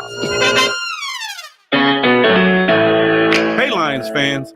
Want to be at Ford Field for every home game this season? You still can. Show your Lions pride with a custom fan cutout. All proceeds benefiting Detroit Lions Charities. For more information or to purchase, visit DetroitLions.com/cutouts. Go Lions! Lions quarterback Matthew Stafford and Mitch Albom talk about today's game tomorrow afternoon at 5:35 on 760 WJR. Before he talks to anyone else, Matt Patricia talks to Lomas Brown after the game on 760 WJR. Coach Matt Patricia talks to Paul W. Smith Tuesday morning at 7:05 on Lions Radio 760 WJR. Lions quarterback Matthew Stafford and Mitch Albom talk about today's game tomorrow afternoon at 5:35 on 760 WJR. Make sure you visit DetroitLions.com for the latest Lions news, analysis, access, and more. Lions insider Tim Twentyman, along with Lions columnist Mike O'Hara, break down every aspect of today's game and the Lions' next opponent. That's only at the official online home of your Lions, DetroitLions.com. Before he talks to anyone else, Matt Patricia talks to Lomas Brown after the game on 760 WJR. Lions quarterback Matthew Stafford and Mitch Albom talk about today's game tomorrow afternoon at 5:35 on 760 WJR. Hey, did you know this? At Hungry Howie's, get any two items from the mix and match menu for just $5.99 each. That's Hungry Howie's. All right, while we prepare you for the Lions and Falcons tilt, other action going on the National Football League today. The Browns and Bengals, they will be getting together in Cincinnati. The Browns right now 4-2. They are teetering just a little bit, in particular, Baker Mayfield. I just don't think they're that good, Steve. I really don't. They've had some good moments this year, but they've been exposed against some of the good teams, and certainly they were exposed last week. But this should be an off week for them this week down in Cincinnati. I'll tell you what's going to be a tilt going off at 1:00. Battle of the undefeateds. The 5-0 Steelers in Tennessee to take on the 5-0 Titans. How about that, baby? Yeah, it's kind of old school. Browns and Bengals at 1:00, and then the Steelers and Oilers. I mean, Titans. You know, it reminds you of back in the day, Dan Pastorini, Terry Bradshaw. I'm with you. That should be a good one. Another interesting tilt, we'll have the Packers on the road to face the Houston Texans. The Texans still trying to find themselves at 1-6, but they're lurking. I don't know why I say that. I just have a gut feeling. Well, Deshaun Watson is such an incredible talent. I think this is, in my opinion, this is a bad week to catch Green Bay. They were obliterated last week. I think that's going to be an angry, angry team. 4:05 start. The Buccaneers, Tom Brady and company heading out to Vegas to face the Raiders. There were some COVID concerns about the Raiders not long ago. They're all good to go. Intriguing matchup, to say the least. Yeah, it is. How much can the Buccaneers continue to improve? Obviously they're going to add Antonio Brown. That team offensively could be a juggernaut, Steve. I mean, when you think about it, they could be very, very dangerous on the offensive side of the ball. Prime time tonight, intriguing matchup as well. The 5-0 Seahawks on the road to face the up-and-coming 4-2 Cardinals. I'm going to be really intrigued to see how the NFC plays out moving forward, because I think the Seahawks are still the team to beat, but the Bucs are going to be right on their tail, and the Cards want to be included in that mix as well. So that is going to be an intriguing one here tonight. And then Monday night, tomorrow night, you've got the Bears. I guess you got to give them credit. They're doing it. They're 5-1 for crying out loud. They're in Los Angeles, the city of angels, to take on the 4-2 Rams. You can only play who's on your schedule, but right. Much like the Browns, I just think you put that giant F for fraud all over the Bears. I wanted to get your thoughts on this. The Dolphins are enjoying a bye week. They have named Tua Tagovailoa as their starter beginning in week 8. The interesting thing about that, Ryan Fitzpatrick has been playing pretty darn well, leading the Finns to 2 consecutive wins by a combined score of 67-17. He also, by the way, has the 7th best QBR in the National Football League. You have a problem with this move right now, knowing fully well that Tagovailoa is your future? No, and I've been a big fan of the beard for a while, but the one thing, if anybody's followed Ryan Fitzpatrick's career, ups and downs. He'll go for 2-3 games, then he'll look like one of the worst quarterbacks in the league. He knew it was coming. Tua knew it was coming. The world knew it was coming. Are you surprised that it's right now? Yeah, I am. But I think the sooner you turn the page and start looking to the future, the better it is for that franchise. Fitzpatrick said he was heartbroken to hear the news. Heartbroken. I guess I'm heartless. I'm sorry. Terrible. Terrible. Bad person. The only thing I say is, all right, you bring in Tagovailoa, and he doesn't do what you expect him to do. Does that mess with his confidence? I get it. He's the future. But wouldn't you rather wait till Fitzpatrick does the patented implode? I think what they're basically saying is, what a lot of people have alleged the last couple of years, that they're mailing it in. The rest of the year is going to be to his team. Unless he gets injured or unless he's really getting beaten up or something like that, Steve, they've turned the page to the Tua era. What's interesting here, and I hope you're sitting down, Tua will be the 22nd quarterback to start for the Dolphins since Dan Marino retired in 2000. Oh, and by the way, none of the previous 21 made a Pro Bowl appearance. None of them led the team to a playoff win in nearly 20 years. It's amazing. People forget what a top-notch franchise that was under Don Shula. And, even before Dan Marino came to town, Steve, it's absolutely amazing. All right, we're going to take a break. After that, guess what? It's time for our Players to Watch segment. Yeah. So stick around for that. I'll remind you, this is Lions Radio. Want to join in on the Lions game action from the comfort of your own home? Now's your chance with Lions Bingo, presented by BetMGM. Available on the Detroit Lions app. Join in on the predicted game and be eligible to win cash prizes and future all-expenses-paid trips. For more games and Lions content, download the Lions mobile app today. Available on both iOS and Android. Go Lions!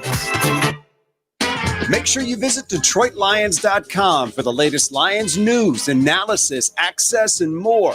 Lions insider Tim Twentyman, along with Lions columnist Mike O'Hara, break down every aspect of today's game and the Lions' next opponent. That's only at the official online home of your Lions, DetroitLions.com.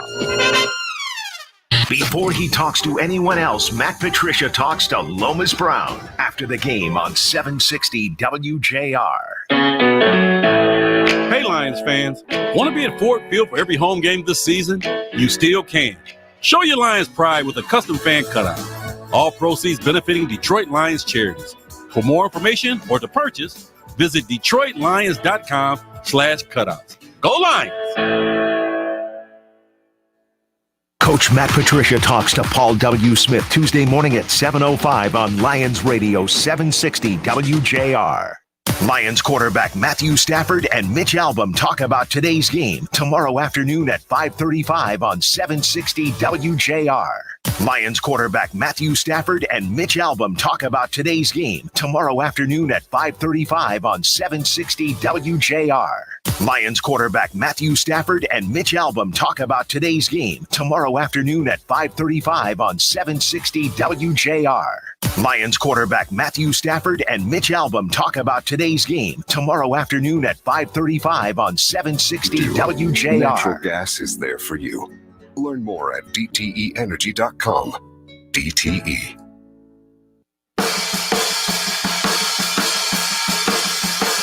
News Talk 760 WJR. Steve Courtney, Sean Baligian here with you in Lions Radio Central. And it is that time. Today's Players to Watch are brought to you by Guernsey Farms Dairy, celebrating 80 years of award-winning dairy products. If I may go first. This past week, Lions offensive coordinator Darrell Bevell mentioned in passing that wide receiver Marvin Jones Jr. Would like to be a larger part of the offense. Here's some numbers on Marvin right now. He's got 14 receptions. He's been targeted 24 times, 146 yards to go along with one score. Marvin is a competitor. We have seen him turn 50-50 ball situations into 80-20. That's what we expect from him. So for him to go to Darrell Bevell, probably said the same thing to Matt Patricia, I'm expecting him to be a bigger part of the offense today.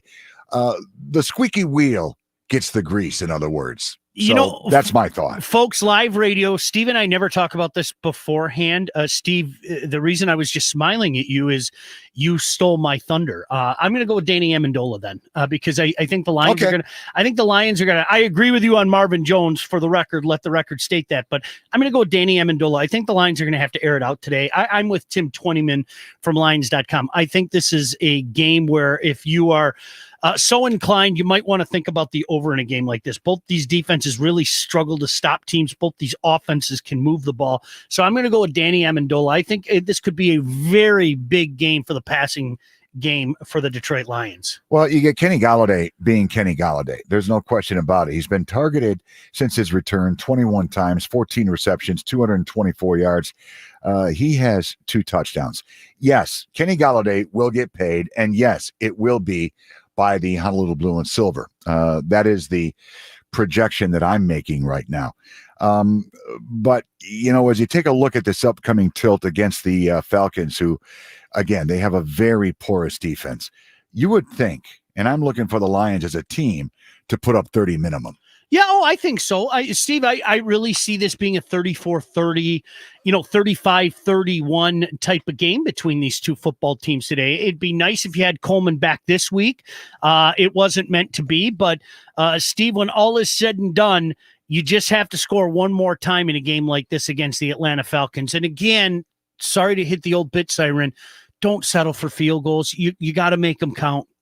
We were all excited a week ago when Lions running back Deandre Swift ran for 116 yards. It's great. But what you're looking for is for that, instead of being a headline, to be the norm. Absolutely. I couldn't agree with you more. I'm sick of the one-shot wonders. I think Deandre Swift has the potential to be a guy that we're talking about 2 years from now, putting up the types of numbers that we saw last week. Electric, make no mistake about that. And again, a guy much like Kenny Golladay that you expect to be here 5-6 years from now.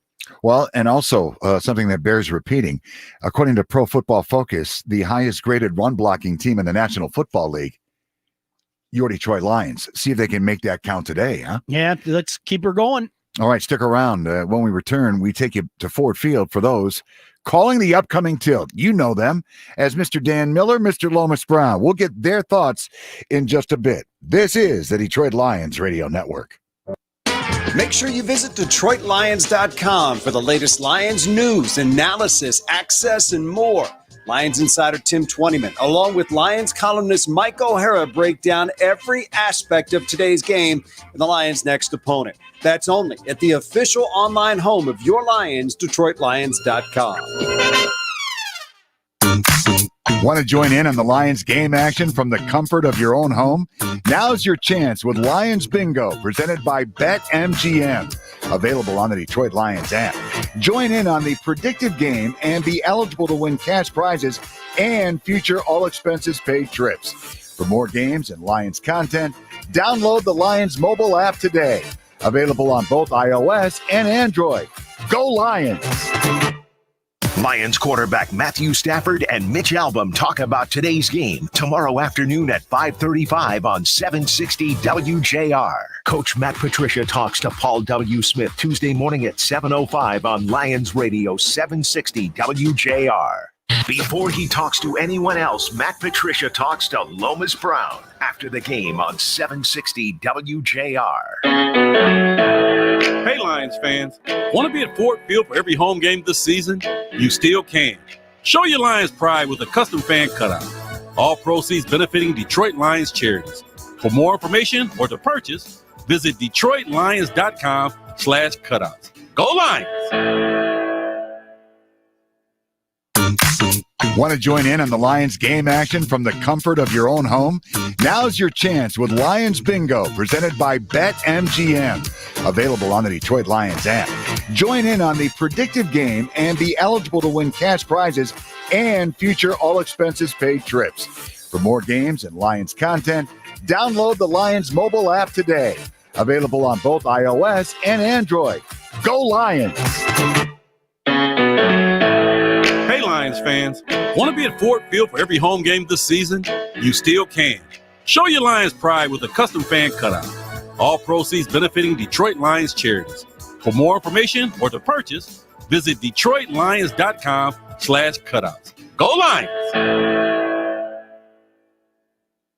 Lions quarterback Matthew Stafford and Mitch Albom talk about today's game tomorrow afternoon at 5:35 on 760 WJR. Make sure you visit DetroitLions.com for the latest Lions news, analysis, access, and more. Lions insider Tim Twentyman, along with Lions columnist Mike O'Hara, break down every aspect of today's game and the Lions' next opponent. That's only at the official online home of your Lions, DetroitLions.com. Before he talks to anyone else, Matt Patricia talks to Lomas Brown after the game on 760 WJR. Before he talks to anyone else, Matt Patricia talks to Lomas Brown after the game on 760 WJR. All right, here we go. Dan and Lomas' first look is brought to you by Blue Cross Blue Shield of Michigan. Confidence comes with every card. All right, your Lions getting set to do battle with the Atlanta Falcons in ATL, and these two teams are rather similar when you think about it. Dan Miller, as we say hello to you and Lo, they are both looking to win their second in a row. They both have blown big leads this year, and they both need better play from their defense. Your thoughts?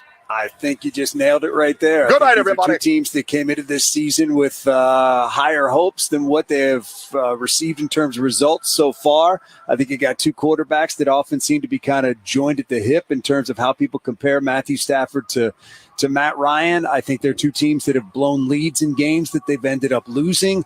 And I think they're two teams that are looking to gain some momentum. And the only way you do that is by winning. They won last week, both of them in an impressive fashion.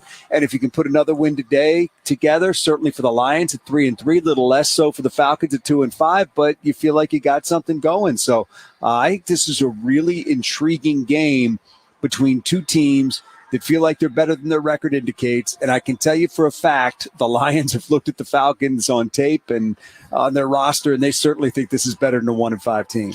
You know, Lo, I'm going to piggyback on what Dan was just saying. I mean, they talk so much about stacking wins. Here is one of those opportunities. It's only two. But Captain Obvious here to remind everybody, there's a massive difference between heading into next week at 2-4 as opposed to 3-3 and feeling good about yourselves with a couple wins in a row.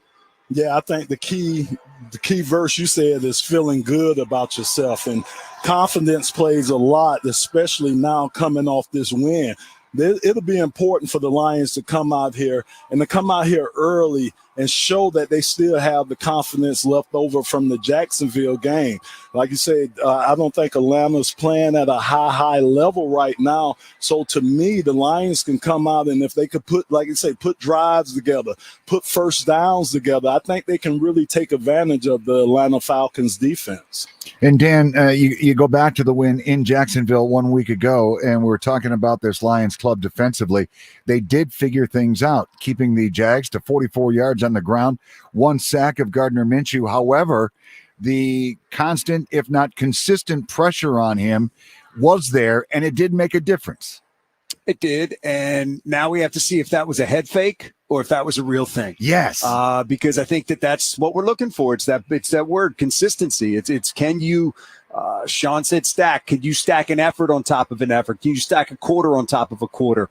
Look, that's what we're trying to see. This isn't about beating Jacksonville. This is about being a good team, getting in the playoff race, and being relevant when December comes around. That's the goal for this team. It's not about what you did last week. It's about what your total picture is. Well, the only part of that total picture you can handle today is the Atlanta Falcons. And I think it's going to be fascinating. Look, to your point, yes, they did stop the run.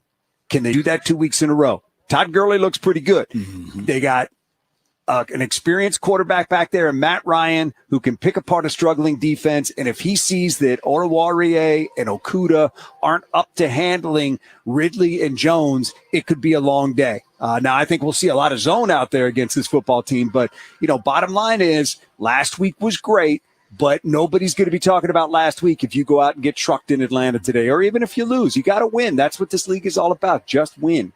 Just win, for crying out loud. Danny, Lo, appreciate your time as always.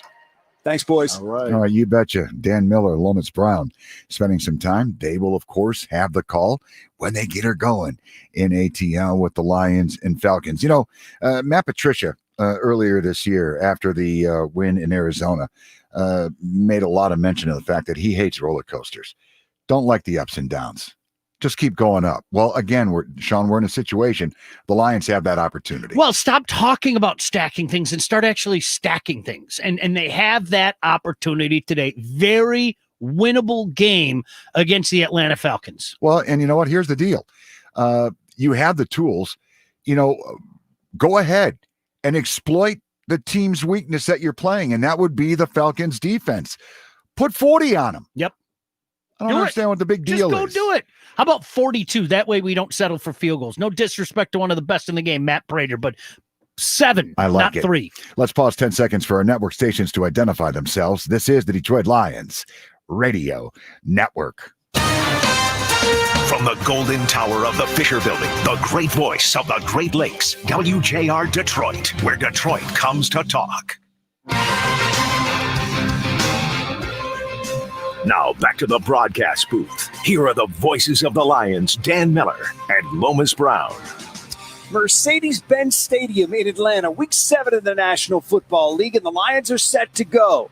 At 2-3, the Lions will try to get back to 500 as they take on the 1-5 Atlanta Falcons. Dan Miller, Lomas Brown with you, Lo. Look, this is all about one thing, consistency, finding a way to win games, finding a way to string them together, finding a way to stop the merry-go-round and get this thing moving in a consistent direction. They have a chance to do that today. They do, and like I keep saying, there's so much in front of the Lions. They have so many opportunities there, but it's going to start with today. It's going to start with beating the Atlanta Falcons. It's going to start with putting 4 quarters together today. I don't think the Lions can look in terms of games ahead. They just got to look at it quarter by quarter at this point, and hopefully they'll start with the first quarter in Atlanta. You were on some teams that lack consistency. You were on some teams that found consistency. What was the key from going from inconsistent to consistent? To me, the biggest thing is the leadership in that locker room. You look, NFL season, you're going to have your ups and downs, and a lot of times you're going to have more downs than ups. But you got to have somebody in that locker room that can keep everybody even keel. You can't be going up and down like Coach Patricia is saying, like a roller coaster. You got to stay even. So to me, it starts with leadership. Those guys have to set the example and show the way. Other than that, it's going to continue to be this roller coaster ride. And you're talking about big picture. The other place where leadership comes in and where good teams are able to handle it is the roller coaster within a game, the ups and downs within a game. And you're looking at 2 teams today in Atlanta and Detroit that haven't been able to do that. The Lions, we know their history with blowing leads. The Falcons have blown a 16-point lead in one game, a 19-point lead in the other game.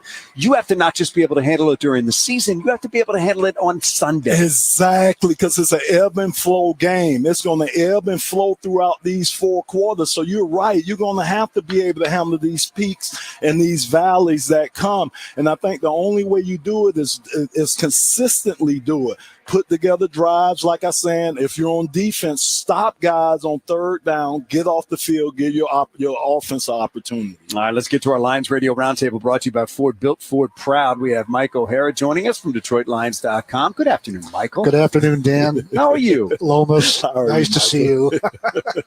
So how do you get off the roller coaster? That's what we're talking about. They have a chance to do that today. I think if look, I don't care if a team has a bad record, a good record. If you stack a couple of wins together, people stand up and take note, and all of a sudden you can stand up and start moving up in the standings. Some might seem more glittering than others, but they all count the same. A win is a win, and they don't. There's no explanation there in the standings on how you got it. I mean, the easy answer is don't get on the roller coaster. You can't get to Indianapolis at 3-3 unless you win the game today. Right, but you're going to get on it. It's just the way it is. And I think the Lions, what they did last week against Jacksonville, look, and I thought they outplayed them all right from the start. But every time Jacksonville made a mild threat, the Lions answered back with a touchdown. What I got, for example, the prime example to me was 24-10. They've got the ball. You stop them, come back, score, game over. And you've got to be able to do things like that. Seize the moment, stretch those moments together, stitch them together. That's how you win football games. Yeah.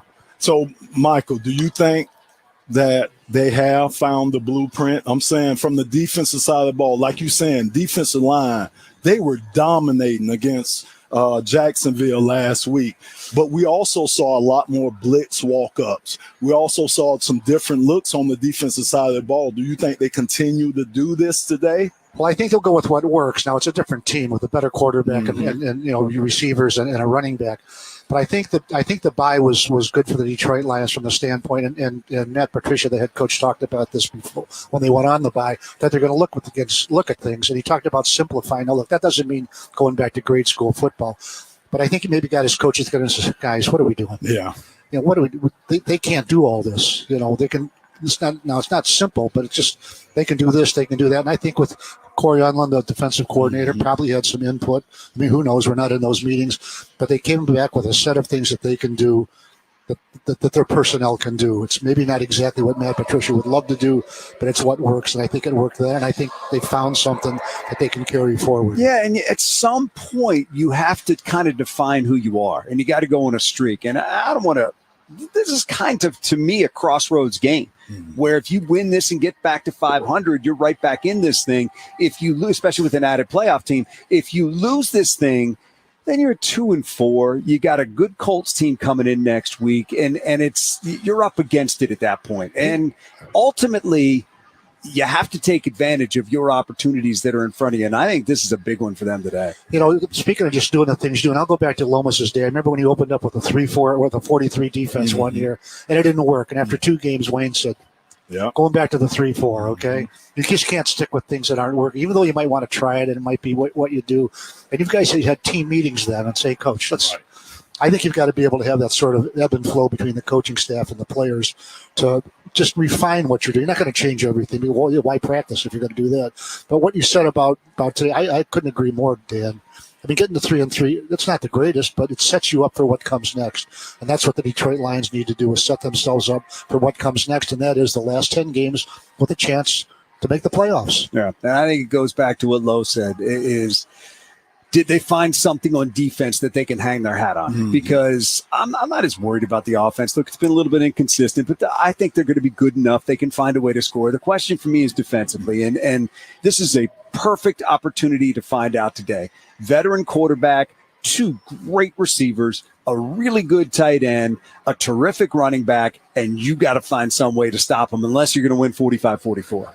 I'll take 45-44. I will too, but I'd like to see that. I'd like to see this defense stand up and kind of say, you know what? We're not terrible.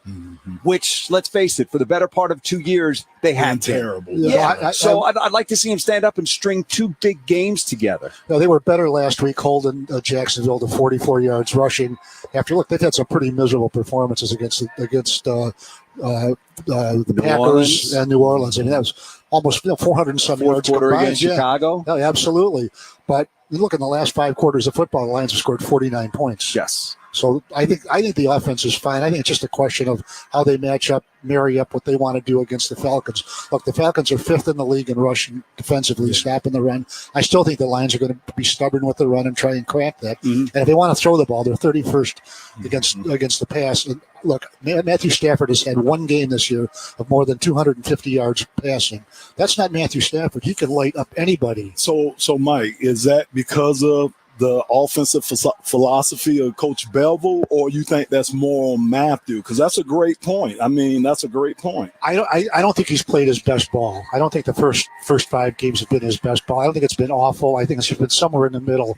I think he's a top 7 or 8 quarterback in the league. I think so far the results are maybe top 14 to 18, something like that. But it's in there. And I've seen these guys play, and I've seen him do some amazing things with that ball. There are some numbers that the Falcons have given up this year, which are just staggering. You said they're basically last in the league against the pass and defense. They're allowing a quarterback rating of 114.1. Oh, 114.1. In the days when Brandy was in this booth, he used to say, because the Lions used to be in that range quite a bit. They would be in the 110, 112, and he'd make the point, you're always playing against the best team in the league if you're giving up that quarterback rating, and they can't do that's something maybe Stafford can take advantage of today. And look, and the Lions have production at every level there. Wide receivers, good. Tight ends are getting touchdowns out of the tight ends. Running backs, they've got 7 touchdowns out of their running backs already. And this kid, Deandre Swift, He's not going to Canton just yet, okay? But this is the running You've back. called him an Uber, though, haven't you?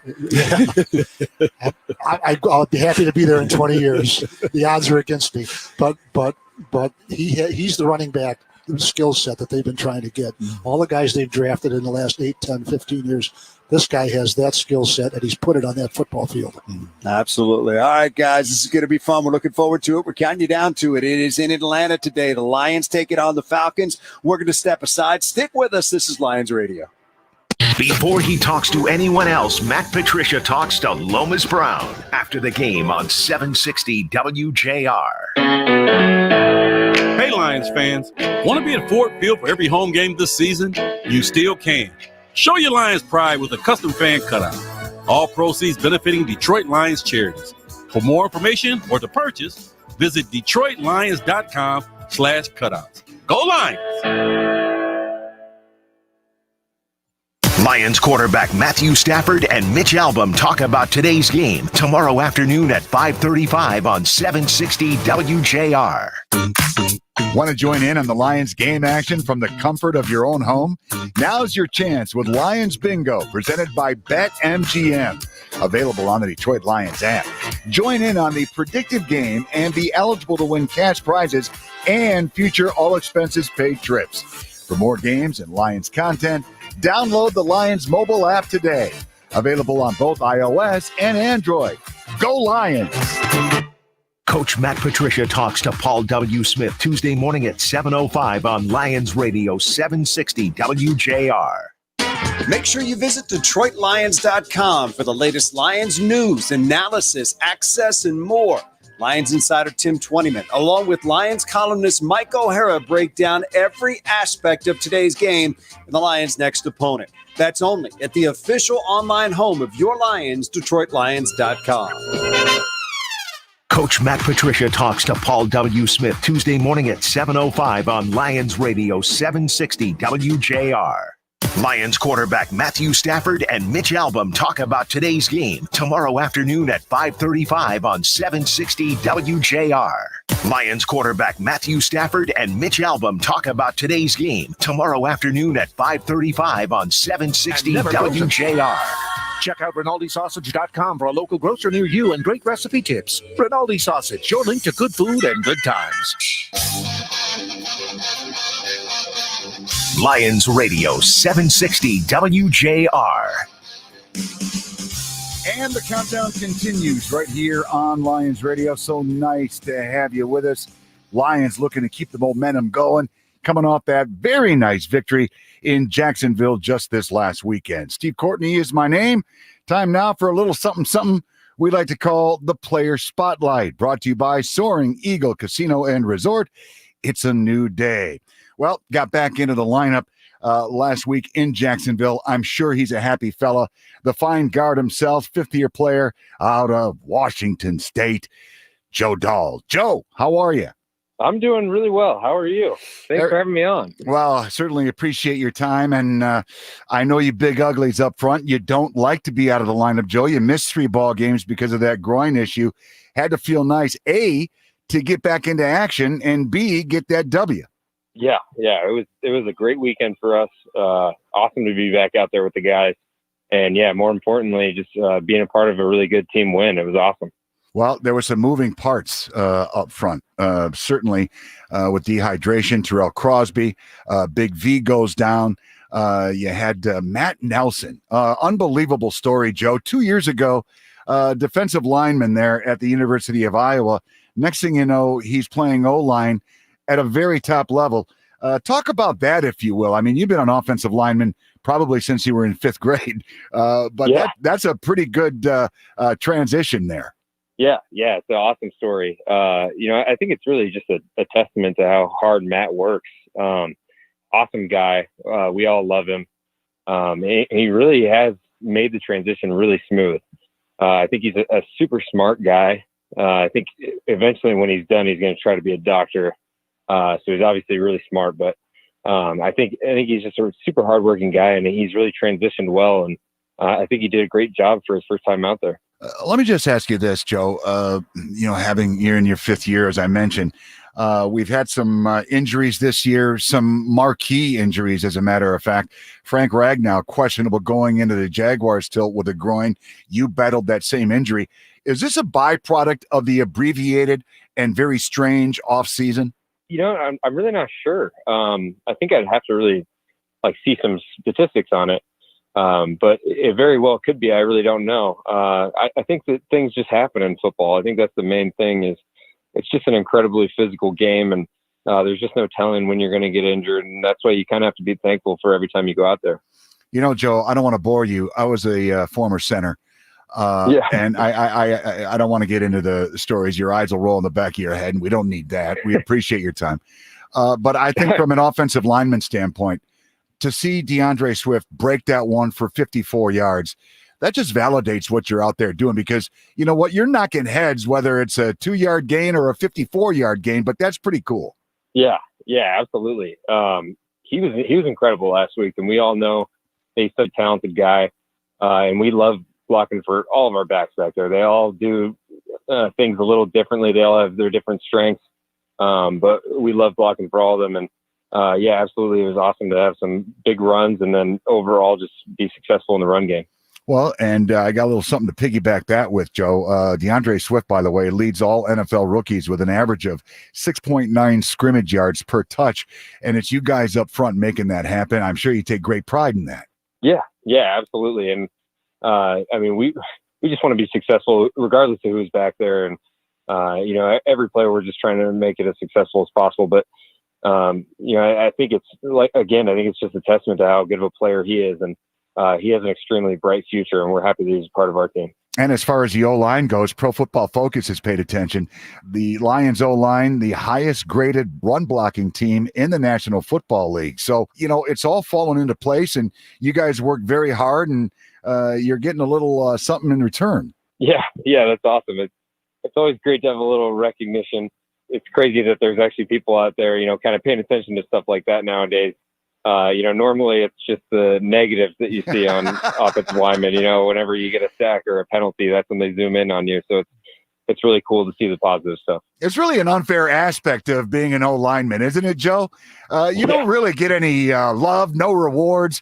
Really, nobody's waiting outside the locker room, except family, of course, to talk to the O-lineman. That's just not fair. Yeah. But, I think our team does a great job of appreciating what we do. And I know everybody knows how important we are, and we really pride ourselves on being a huge part of what we do offensively. Joe, I want to get your thoughts on, once again, in this pandemic season, playing in front of some fans in Jacksonville last week. Did it bring back the old days? Yeah.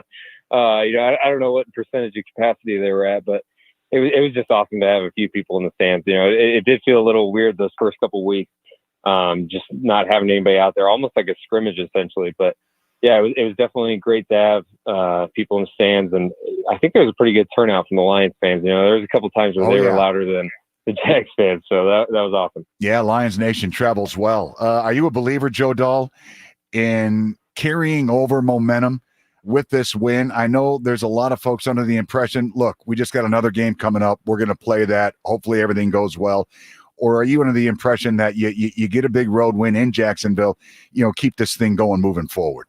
Yeah, I don't know necessarily about momentum, but I think the big thing for us is we just try to improve every week, and that's something I think that we've done well so far. So I think as long as we come out there this week and all the fundamental things that we need to work on, we improve, I think that it'll be another successful week. Well, you're playing a Falcons team again on the road, 1-5. Don't let the record fool you, Joe. They go to Minneapolis last week and decimate what was supposed to be a damn good Vikings club. So once again, a challenge looms. Yeah, they're absolutely a talented team, and I don't know if their record really reflects how good of a ball club they are, but we definitely take them seriously, and we know it's going to be a good challenge this week. All right, Joe, appreciate your time. Thank you so much for checking in with us. All the best moving forward. Keep her going. Yeah, thanks for having me. I appreciate it. All right, you betcha. That is Joe Dahl with us here as we continue to count you down. Coming up right around the corner. Oh, yeah, it's your Lions in ATL with the Falcons. Don't go away. We've got more coming up. This is the Detroit Lions Radio Network. Coach Matt Patricia talks to Paul W. Smith Tuesday morning at 7:05 on Lions Radio 760 WJR. Lions quarterback Matthew Stafford and Mitch Albom talk about today's game tomorrow afternoon at 5:35 on 760 WJR. Before he talks to anyone else, Matt Patricia talks to Lomas Brown after the game on 760 WJR. Hey, Lions fans. Want to be at Ford Field for every home game this season? You still can. Show your Lions pride with a custom fan cutout. All proceeds benefiting Detroit Lions Charities. For more information or to purchase, visit DetroitLions.com/cutouts. Go Lions! Make sure you visit DetroitLions.com for the latest Lions news, analysis, access, and more. Lions insider Tim Twentyman, along with Lions columnist Mike O'Hara, break down every aspect of today's game and the Lions' next opponent. That's only at the official online home of your Lions, DetroitLions.com. Want to join in on the Lions game action from the comfort of your own home? Now's your chance with Lions Bingo, presented by BetMGM. Available on the Detroit Lions app. Join in on the predicted game and be eligible to win cash prizes and future all-expenses-paid trips. For more games and Lions content, download the Lions mobile app today. Available on both iOS and Android. Go Lions! Want to join in on the Lions game action from the comfort of your own home? Now's your chance with Lions Bingo, presented by BetMGM. Available on the Detroit Lions app. Join in on the predicted game and be eligible to win cash prizes and future all-expenses-paid trips. For more games and Lions content, download the Lions mobile app today. Available on both iOS and Android. Go Lions! Lions quarterback Matthew Stafford and Mitch Albom talk about today's game tomorrow afternoon at 5:35 on 760 WJR. Make sure you visit DetroitLions.com for the latest Lions news, analysis, access, and more. Lions insider Tim Twentyman, along with Lions columnist Mike O'Hara, break down every aspect of today's game and the Lions' next opponent. That's only at the official online home of your Lions, DetroitLions.com. Coach Matt Patricia talks to Paul W. Smith Tuesday morning at 7:05 on Lions Radio 760 WJR. Before he talks to anyone else, Matt Patricia talks to Lomas Brown after the game on 760 WJR. Make sure you visit DetroitLions.com for the latest Lions news, analysis, access, and more. Lions insider Tim Twentyman, along with Lions columnist Mike O'Hara, break down every aspect of today's game and the Lions' next opponent. That's only at the official online home of your Lions, DetroitLions.com. Welcome back. This is Lomas Brown here with our rookie, Deandre Swift. How are you, Deandre? I'm doing good. How about you? I'm doing good. Look, Deandre, your first 100-yard career rushing day versus Jacksonville. How did that feel, and what does that feel to you, man, to get your first 100-yard rushing game? It was amazing, especially on top of with the win. Couldn't ask for anything better. Got out there healthy. Thanks to the guys up front, they made my job easy. So just to get a 100-yard game and a win, it was a great day. Was there any familiarity with the field, DeAndre? I mean, I know, we got that Florida Gator thing going on, and I know you played a lot of games there in Jacksonville. Did anything feel familiar to you being on that field? Most definitely. I love playing in Jacksonville. I'm real comfortable with the field. Never took a loss to the Gators on that field and put that out there. I knew it was real nice being out there again. I knew you was gonna ease that on in there. You're right too, man. I can't even say nothing because you're right. Y'all been putting it on us the last few years, but it felt good. And I know the big fellas, man, they were laying it down, man. It was a couple of times you got through holes, a lot of holes untouched. Can you talk a little bit about how the offensive line has been blocking for you lately? They did a great job, especially filling in for guys. And lost a couple guys throughout the game. So everybody just making sure they was ready for whenever their number was called and was able to succeed in doing their job. Like I said, they made my job real easy. So I wasn't anything without them. Yeah. DeAndre, again, like I said earlier, I got the opportunity to block for Barry Sanders, Hall of Famer, and you're in a meeting room with a future Hall of Famer and Adrian Peterson, man. Just want you to talk to me about how he has influenced you since he's been in the meeting room with you and since you've gotten the opportunity to be around him. A lot. Just seeing how he go about his everyday routine. I'm asking him questions almost every day about stuff like his training habits outside of what we do and on a structurally day basis. His eating habits, his recovery, just anything that a little knowledge, a little pointer that I can get from him. I'm definitely taking. Yeah, I listened to him a little earlier, and he was just saying, man, how you're so quick to pick up things. And what he's noticed about your game over the last couple of weeks is how patient that you're becoming and how the game is mentally slowing down for you. Are you feeling the same way? Most definitely. As I'm getting a little bit more comfortable and I'm playing a little bit more, I'm getting more comfortable, like I said, with the offense. And so it's second nature to me.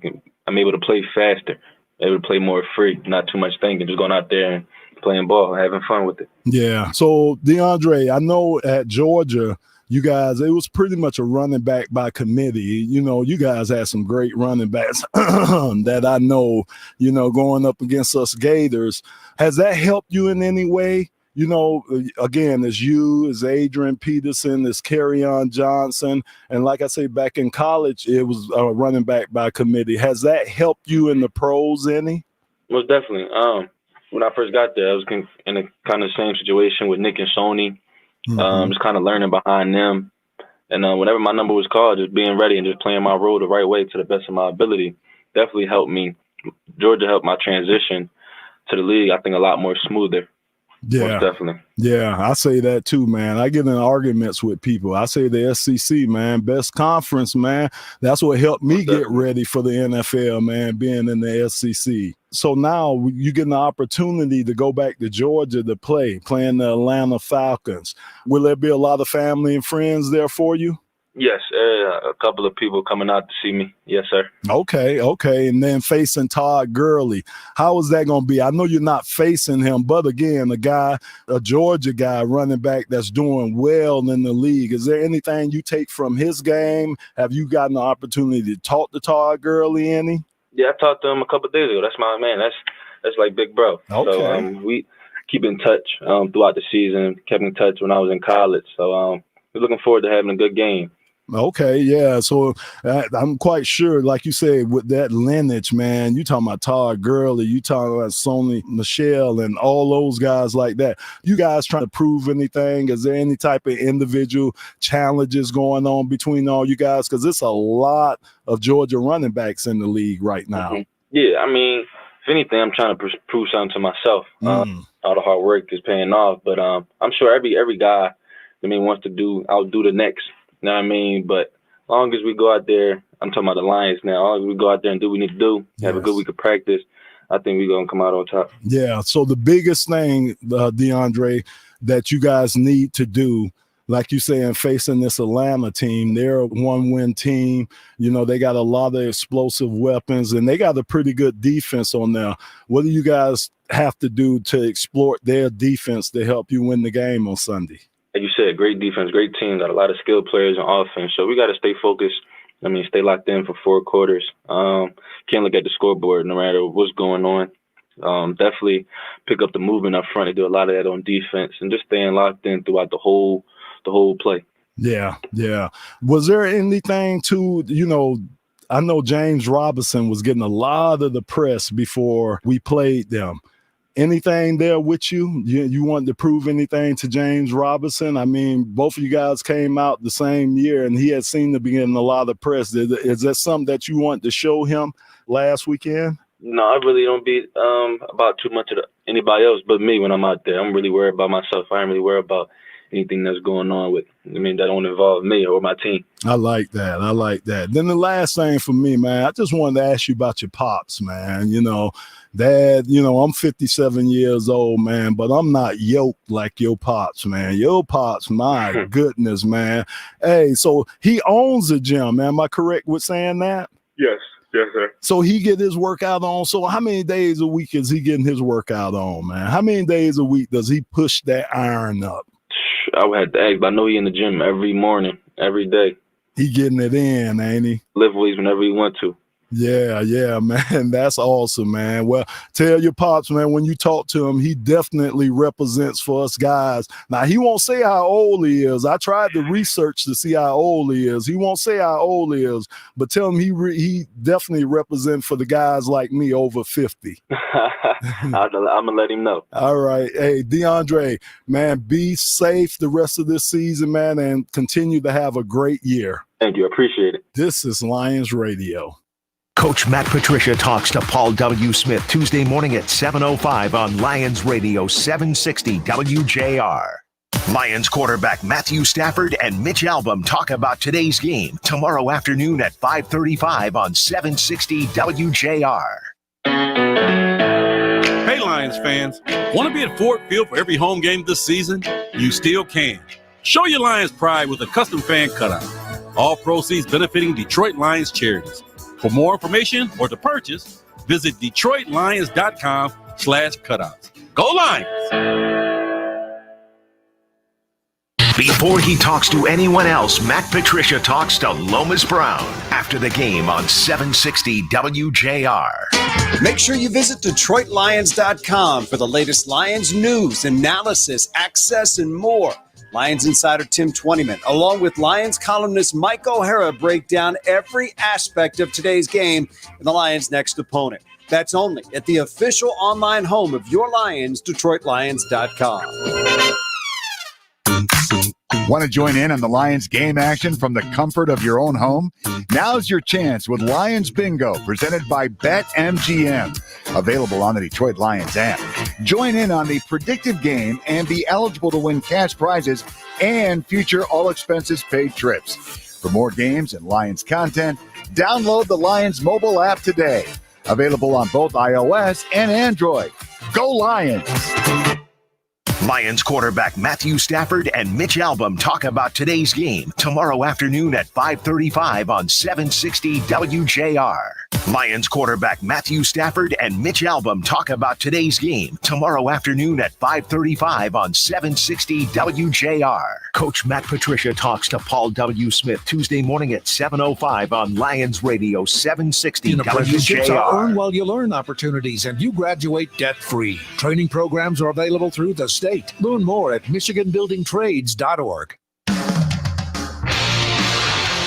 News Talk 760 WJR. All right, welcome back, everybody. Joined now by Lions head coach Matt Patricia as they get set to go against the Falcons. This brought to you by DTE Energy. And, Coach, I think if there was one thing that came out of Allen Park this week, and talking to you, listening to players, talking to some players, it is this does not look like a 1-5 football team. You better get that record out of your mind because that roster tells you something very different. Yeah, 100%. I mean, this is an explosive, dangerous, very well played, coached team that they can get after you fast. I mean, they've got, some of the top players at their position in the league. When you look at Matt Ryan, NFC Offensive Player of the Week, coming off a terrific performance against the Vikings, you've seen this guy for a long time. You went up against him in the biggest game in pro football, in the Super Bowl. What kind of problems does he present, and what's allowed him to be so successful for so long? Yeah, I mean, first of all, start off, he's just an extremely smart football player. This guy can see coverage. He can see defense. He reads it both pre and post snap. So disguise is certainly very difficult against him. He's got, obviously, tremendously talented quarterback. He's got arm strength. He can move in the pocket. He can escape when he has to, and really just does a great job of controlling the offense. I think his command and the way that he can go to the line of scrimmage and change plays, it's as good as anybody in the league. So I just think you're looking at the overall, just a complete package from a quarterback standpoint. And they've certainly given him a lot of weapons to work with. Julio Jones, Calvin Ridley, both outstanding. Russell Gage is coming on. The one thing those guys scream is don't miss a tackle. Because if you miss a tackle on those guys, you might be chasing them for a while. Yeah, no doubt. I mean, I think one of the things that Matt Ryan knows that if he needs to get rid of the ball, he can throw it short and just let those guys, catch it and break away, and it can turn into a touchdown before you know it. So I think, they've got great skill on their team, including the tight end Hurst. I mean, I think that's a guy right now that's continually coming on for them. As much attention as Julio Jones and Calvin Ridley get, he finds a way to get open and makes big plays. So from that standpoint, like I said, it's a very dangerous offense. The addition of Todd Gurley, throw him in the mix, and his ability to kind of, break a run into a home run anytime. Really just, you got to be alert all the time on defense. You've got some young corners too. And is there a learning process for them? Whereas sometimes in college, you might think you have a guy covered and feel good about it. Julio Jones isn't covered, even if you think he is covered. You got to stay in the play.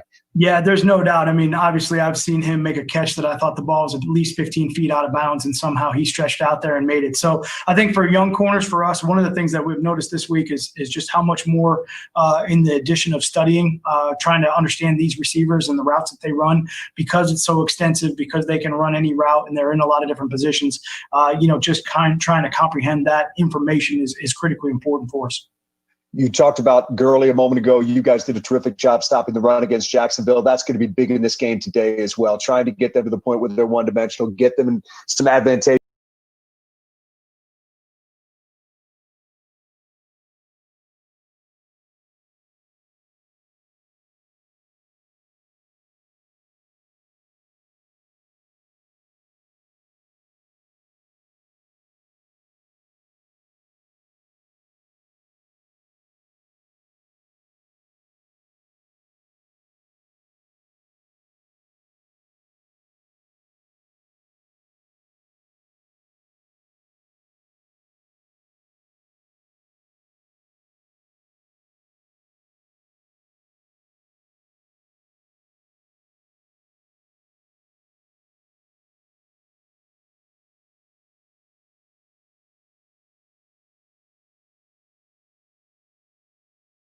Obviously, Fowler coming off the edge, they just collapse that pocket and they put so much pressure on the quarterback. And, you got fast players out in the field. Deandre Jones, who sits in the middle of that defense, he can run sideline to sideline and make plays and, drops into coverage and reads the quarterback.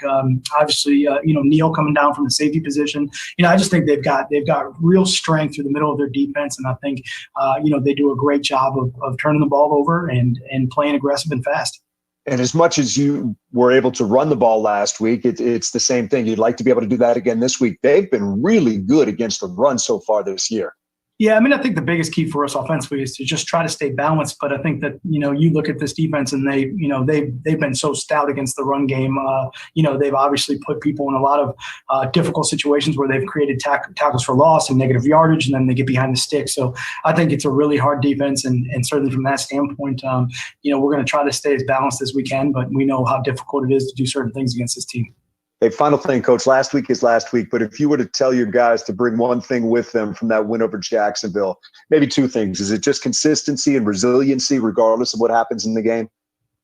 Yeah, I mean, I think the biggest part of it is just, making sure we stay focused for 60 minutes and grind through the game. And, I thought we played aggressive. I thought we played fast, and hopefully we do that again today. But just, staying consistent and executing through the entire game, that'll be critical for us. Coach, thank you very much. Appreciate it. Good luck out there. Okay, thanks so much. Take care. All right, there he is. Lions head coach Matt Patricia as they get set to go this afternoon against the Falcons. We're counting you down to kickoff. We'll take a break. This is the Detroit Lions Radio Network. Coach Matt Patricia talks to Paul W. Smith Tuesday morning at 7:05 on Lions Radio 760 WJR. Want to join in on the Lions game action from the comfort of your own home? Now's your chance with Lions Bingo, presented by BetMGM. Available on the Detroit Lions app. Join in on the predicted game and be eligible to win cash prizes and future all-expenses-paid trips. For more games and Lions content, download the Lions mobile app today. Available on both iOS and Android. Go Lions! Before he talks to anyone else, Matt Patricia talks to Lomas Brown after the game on 760 WJR. Hey, Lions fans. Want to be at Ford Field for every home game this season? You still can. Show your Lions pride with a custom fan cutout. All proceeds benefiting Detroit Lions Charities. For more information or to purchase, visit DetroitLions.com/cutouts. Go Lions! Lions quarterback Matthew Stafford and Mitch Albom talk about today's game tomorrow afternoon at 5:35 on 760 WJR. Make sure you visit DetroitLions.com for the latest Lions news, analysis, access, and more. Lions insider Tim Twentyman, along with Lions columnist Mike O'Hara, break down every aspect of today's game and the Lions' next opponent. That's only at the official online home of your Lions, DetroitLions.com.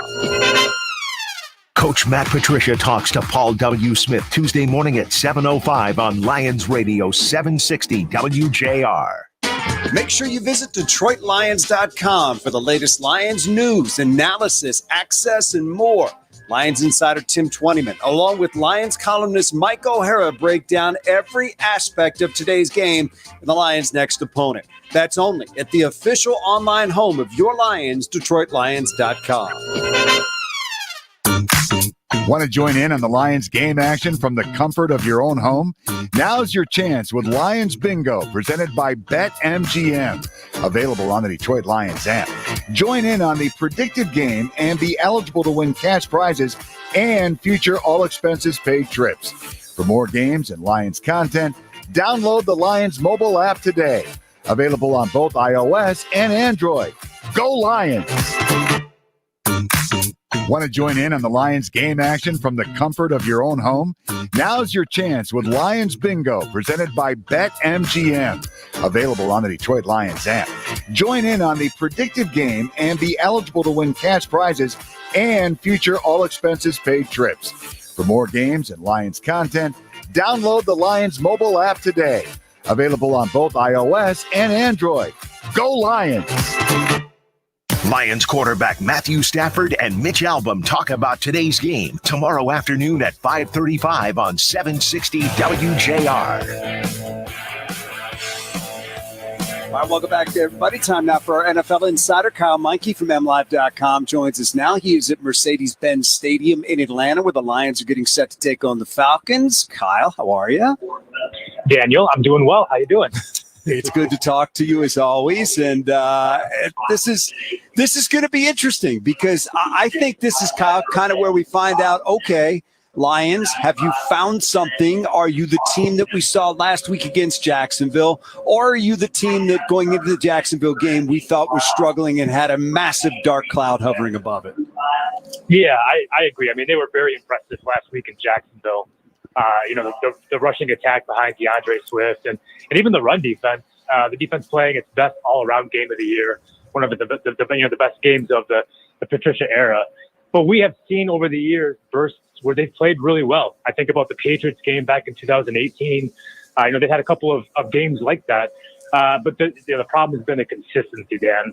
We just haven't seen it in multiple weeks. They haven't had a winning streak since the first month of last year. So I think that is the key for this team. They put themselves in a position now where, they're only a game and a half out of the final wildcard spot in the NFC. But to make any kind of run at that, you got to win some games. You got to win these games against one-win teams. And if you can't do that, it's going to be a long season for Detroit. Yeah, Kyle, do you think they found something on the defensive side of the ball? I know Coach Underlin and Coach Patricia, they changed up things a lot. They showed a lot of different looks to Jacksonville last week. So, a couple of weeks ago. So do you think they found something? Do you think they have a blueprint for how they want to continue the season on defense? It was a step in the right direction, Lomas, and even Minshew after the game, Gardner Minshew talked about how the different looks confused him a little bit. I think we saw that confusion, in the way he played that game. They only sacked him once, but they caused a lot of discomfort from Minshew in the pocket. They just couldn't get anything going. The Jaguars couldn't, but the Jaguars aren't very good, guys, and they don't have a lot of offensive weapons. Atlanta does. There's a lot. I mean, this team has won one game this year, but they have an explosive offense. They're coming off a really good game last week against the Vikings, two really good receivers in Julio and Calvin Ridley. And they're going up against a Lions secondary that's still without Desmond Trufant. So it'll be another start for Jeff Okudah today. And how Okudah and Oruwariye can hold up in coverage against two really good receivers, one of the best 1-2 combos in the NFL. I think that's a huge key for the game for Detroit. So they went from being a team that was playing a ton of man to a team that's played a ton of zone. Do you think we'll see that again today as they try to figure out a way to deal with, you said it, you've got two great receivers there. You got Gage, who's coming on as a good receiver. Hayden Hurst is a very good tight end, and Gurley is a threat all over the field. Do you think we see more zone defense from the Lions today? You think they settle into that? I think we'll see more zone than we did at the start of the year and that we've seen throughout the Patricia era. But, I'm not in meeting rooms. I don't know what they're going to do today. But Matt Patricia loves a man defense. He loves rushing as few guys as possible and dropping more players in the back levels of the defense and trying to play, trying to keep plays in front of them and everything else that we've seen throughout the Matt Patricia era. So it was effective last week, Dan, and I would like to see more of it. I think it just gives the quarterback more to think about. When you have two receivers like the Falcons do, you can use all the help that you can get to scheme up. But we've seen Matt Patricia over the years go back and lean heavily on his approach, which is a lot of man. So I don't know if we'll see 62% zone like we did last week, but I hope that we do see more than we did at the start of the year because the Lions could really scheme up some help to that defense. Kyle, so on the offensive side of the ball, we know that the Lions' offensive line, they've been blocking well, one of the top offensive lines versus the run. Do you think that's our best combination, or do you think now we look to turn Matthew Stafford turn him loose because of how bad the secondary from Atlanta has been this year? Yeah, it's a great question, Lomas, and I'm not sure. I'm sure they'll take whatever they can get, whatever's effective. But I know, again, going back to Patricia and the way he wants to win football games, it's with the kind of defense that we saw last week, with a balanced offense that can turn the clock on the ground, and with Julio and with Calvin Ridley, Matt Ryan, all those guys coming off a really good game. That's the second best, second most productive passing attack in the league. Keeping those guys off the field is a recipe for a win for Detroit. And so I do think you're going to see the Lions try to, test out that ground game, see if they can find some consistency. Because again, just like the defense, we've seen bursts of really good games from this run offense, but it hasn't been done, with any kind of consistency during the Patricia era. And I do think that we'll roll out there. The Lions will roll out there and try to get that thing going, and have a balanced offense that can keep Atlanta's offense off the field. Talking to Kyle Meinke here from MLive.com. Keys to the game coming up in just a moment. Kyle, one of the really cool things about our job is we get to come up with 22 final opinions every year and change them over and over again. I just feel like, and I said it at the top of the broadcast, this is a big game. The difference between 3 and 3, as we've alluded to, and 2 and 4 is significant. And the ability, as you said, to really dig in to be it in that playoff race is significant. Coming back home with the Colts next week, they kind of got themselves for a week out of that rut that 1 and 3 felt like. The questions about Matt Patricia's future kind of calmed down because you won a game. They have a chance to really change the conversation this week. Or if you lose this one, it kind of just goes right back to where you were. Yeah, I couldn't agree with you more. And, just starting 1 and 3 was tough. And the way they lost those games, coughing up monster leads, was tough. And it was tough to stomach. And I think it put us all in a frame of mind of this is going to be another long season. But kind of quietly, they've won 2 out of 3 games. Arizona's a pretty good team. He went in there and played well. He turned the screws on a Jaguars team that was overmatched. But, the Lions haven't turned the screws on teams like that consistently under Matt Patricia. And I think there's a different way to think about the season in that they've won 2 out of 3. They've played pretty well. Of course, they have the Saints loss, and that was pretty ugly too. But you have a chance today to win 3 out of 4, to go back home with a 500 record, and you're only at this point a game and a half out of that final wild card spot in the NFC, and you have a ton of winnable games upcoming. I think it's one winning team in the next 6 or 7 weeks. If you're going to make a move, this is the time to do it. Atlanta's got a really good offense, but they have 1 win and an interim coach for a reason. This is a game the Lions have to win, I think, if they really do want to be contenders in the NFC. All right, well, let's get to how they do that, Kyle. Let's start with our keys to the game. What's the first thing you're looking for, Kyle, that's going to kind of indicate to you how this one's going? Yeah, I think offensively, you got to run the football, as I alluded to before. I think, if they pass it, that's great, but running the football well will drain that clock. I know that's what Matt Patricia wants to do. I just think Atlanta is so good offensively and through the air that they're going to get theirs. Keeping them off the field as much as possible, I think, is a huge key in this game. And I think keeping an eye on, how they stop Todd Gurley and get them in some advantageous third down positions, and then can they pressure Matt Ryan? I think that defense up front is going to be really interesting to watch. Yeah, the pressure was a huge difference last week. They had one sack, for Gardner Minshew, but I think he was under duress 33% of his dropbacks in that game. We haven't seen consistent pass rush like that from Detroit very often the past couple of years. I'm obviously getting pressure on Matt Ryan, making him move around, not giving him all day to sit back and find Julio or Calvin Ridley. They're obviously a huge key in this game. Kyle, good stuff, man. We'll look for you in MLive.com as you cover the Lions today and throughout the week in Allen Park as well. Thanks, my friend. Thank you, guys. Thank you. Thanks, Kyle. All right, there he is, Kyle Meinke, who does a great job covering the Lions on MLive.com. You can check his stuff out. You can check us out when we come right back. We're getting closer to kickoff down in Atlanta. Lions and Falcons coming up. We'll let you know who's in and who's out when we come back. This is Lions Radio. Before he talks to anyone else, Matt Patricia talks to Lomas Brown after the game on 760 WJR. Hey, Lions fans. Want to be at Ford Field for every home game this season? You still can. Show your Lions pride with a custom fan cutout. All proceeds benefiting Detroit Lions Charities. For more information or to purchase, visit DetroitLions.com/cutouts. Go Lions! Coach Matt Patricia talks to Paul W. Smith Tuesday morning at 7:05 on Lions Radio 760 WJR. Lions quarterback Matthew Stafford and Mitch Albom talk about today's game tomorrow afternoon at 5:35 on 760 WJR. Make sure you visit DetroitLions.com for the latest Lions news, analysis, access, and more.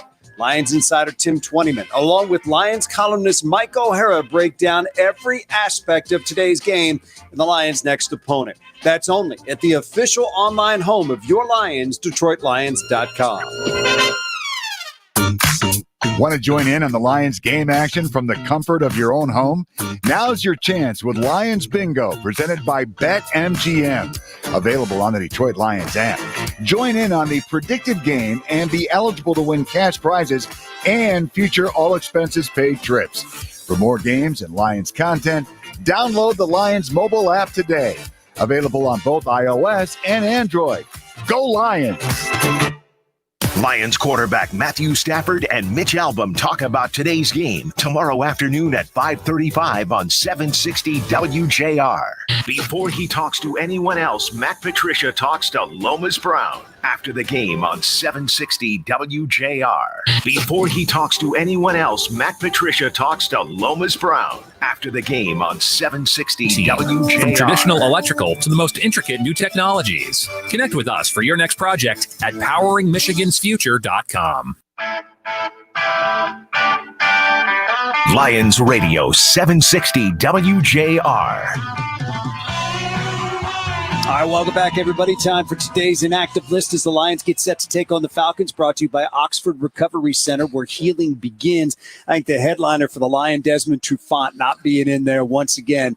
He was going back to play against his former team, but losing that cornerback, probably their top corner, along with Justin Coleman, who's still on IR. That's still a big hole in this defense. Yeah, I think Desmond had on more of a coaching hat this week, trying to help the guys get prepared for the Atlanta game, trying to get prepared for Julio Jones and competing with those guys. Other than that, these two teams pretty healthy right now in terms of guys being right up to game time decisions along those lines. So I think both teams have to feel pretty good about that. And kind of interesting, Bo Scarborough activated by the Lions back to the active roster, but he is inactive today. He won't be in uniform, but that running back position all of a sudden deep and talented, but we'll have to see how that thing shakes out. And getting utilized too. I think Coach Bevell, that's really what he wants to do, Dan. They look at all our outside weapons, but I think what he really wants to do is grind that ball between those big linemen. Well, that outside weapon becomes more available when the inside weapon is working, and it's like on defense, when you can stop the run, it forces teams to go outside, and then you got a better chance for them to make a mistake. That's one thing Trey Flowers kept harping on, that Matt Patricia kept harping on. You saw it last week. When they stopped the run, all of a sudden, it wasn't 3rd and 2. It was 3rd and 8, 3rd and 9, 3rd and 10, and that's a big difference. Exactly right. Getting teams off count, meaning putting them in bad situations, long situations. And you're right.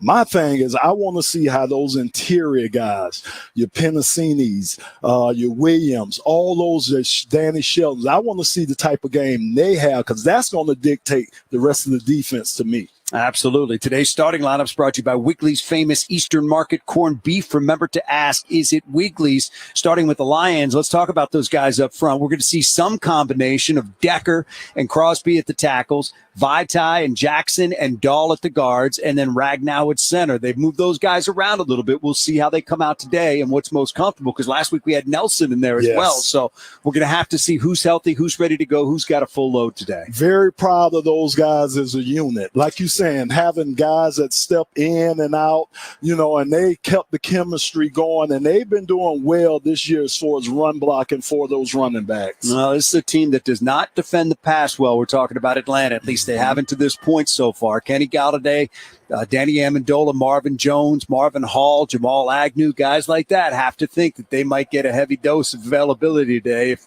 this team, as we said, they've given up a quarterback rating over 114 so far this season. Yes, and this forced Atlanta to play a lot more zone than they want to play because they have young guys back there, young guys trying to get acclimated to what they want them to do. So you're right. I look for them to see Atlanta in a lot more zone defense in the backfield. TJ Hawkinson, the tight end, Matthew Stafford, the quarterback, running backs. You'll see Kerryon Johnson, Adrian Peterson, DeAndre Swift back there, fullback Jason Kabinda for the Lions defensively. Defensive ends, Trey Flowers and Deshaun Hand. In the middle, you got Nick Williams and Danny Shelton. Todd Gurley can still play. That's your first line of defense. You better be ready for him because they go to him a lot. And you're going to get, like you say, a heavy dose of Todd Gurley. And the thing that Todd likes to do, Dan, he may start it up inside, but they're going to have to keep contained on him because he loves to bounce his runs out to the outside. Linebackers are Christian Jones, Jared Davis, and Jamie Collins Sr. And Collins is a big part of what they want to do. Reggie Ragland is another guy whose snap count has been going up the past couple weeks. They like what he brings to that defense. And I think it's because of some of the familiarity that these guys have with Coach Patricia, especially Jamie Collins Sr. But like you say, Reggie Ragland, a big 6'2", 252-pound guy that could get in there and really fill holes. Secondary, Oruwariye and Okuda, Walker and Harmon the back end, along with Jaron Kearse. You'll see plenty of him. That sets your defense. We're ready to roll. Lions and Falcons coming up. This is the Detroit Lions Radio Network. Hey, Lions fans. Want to be at Ford Field for every home game this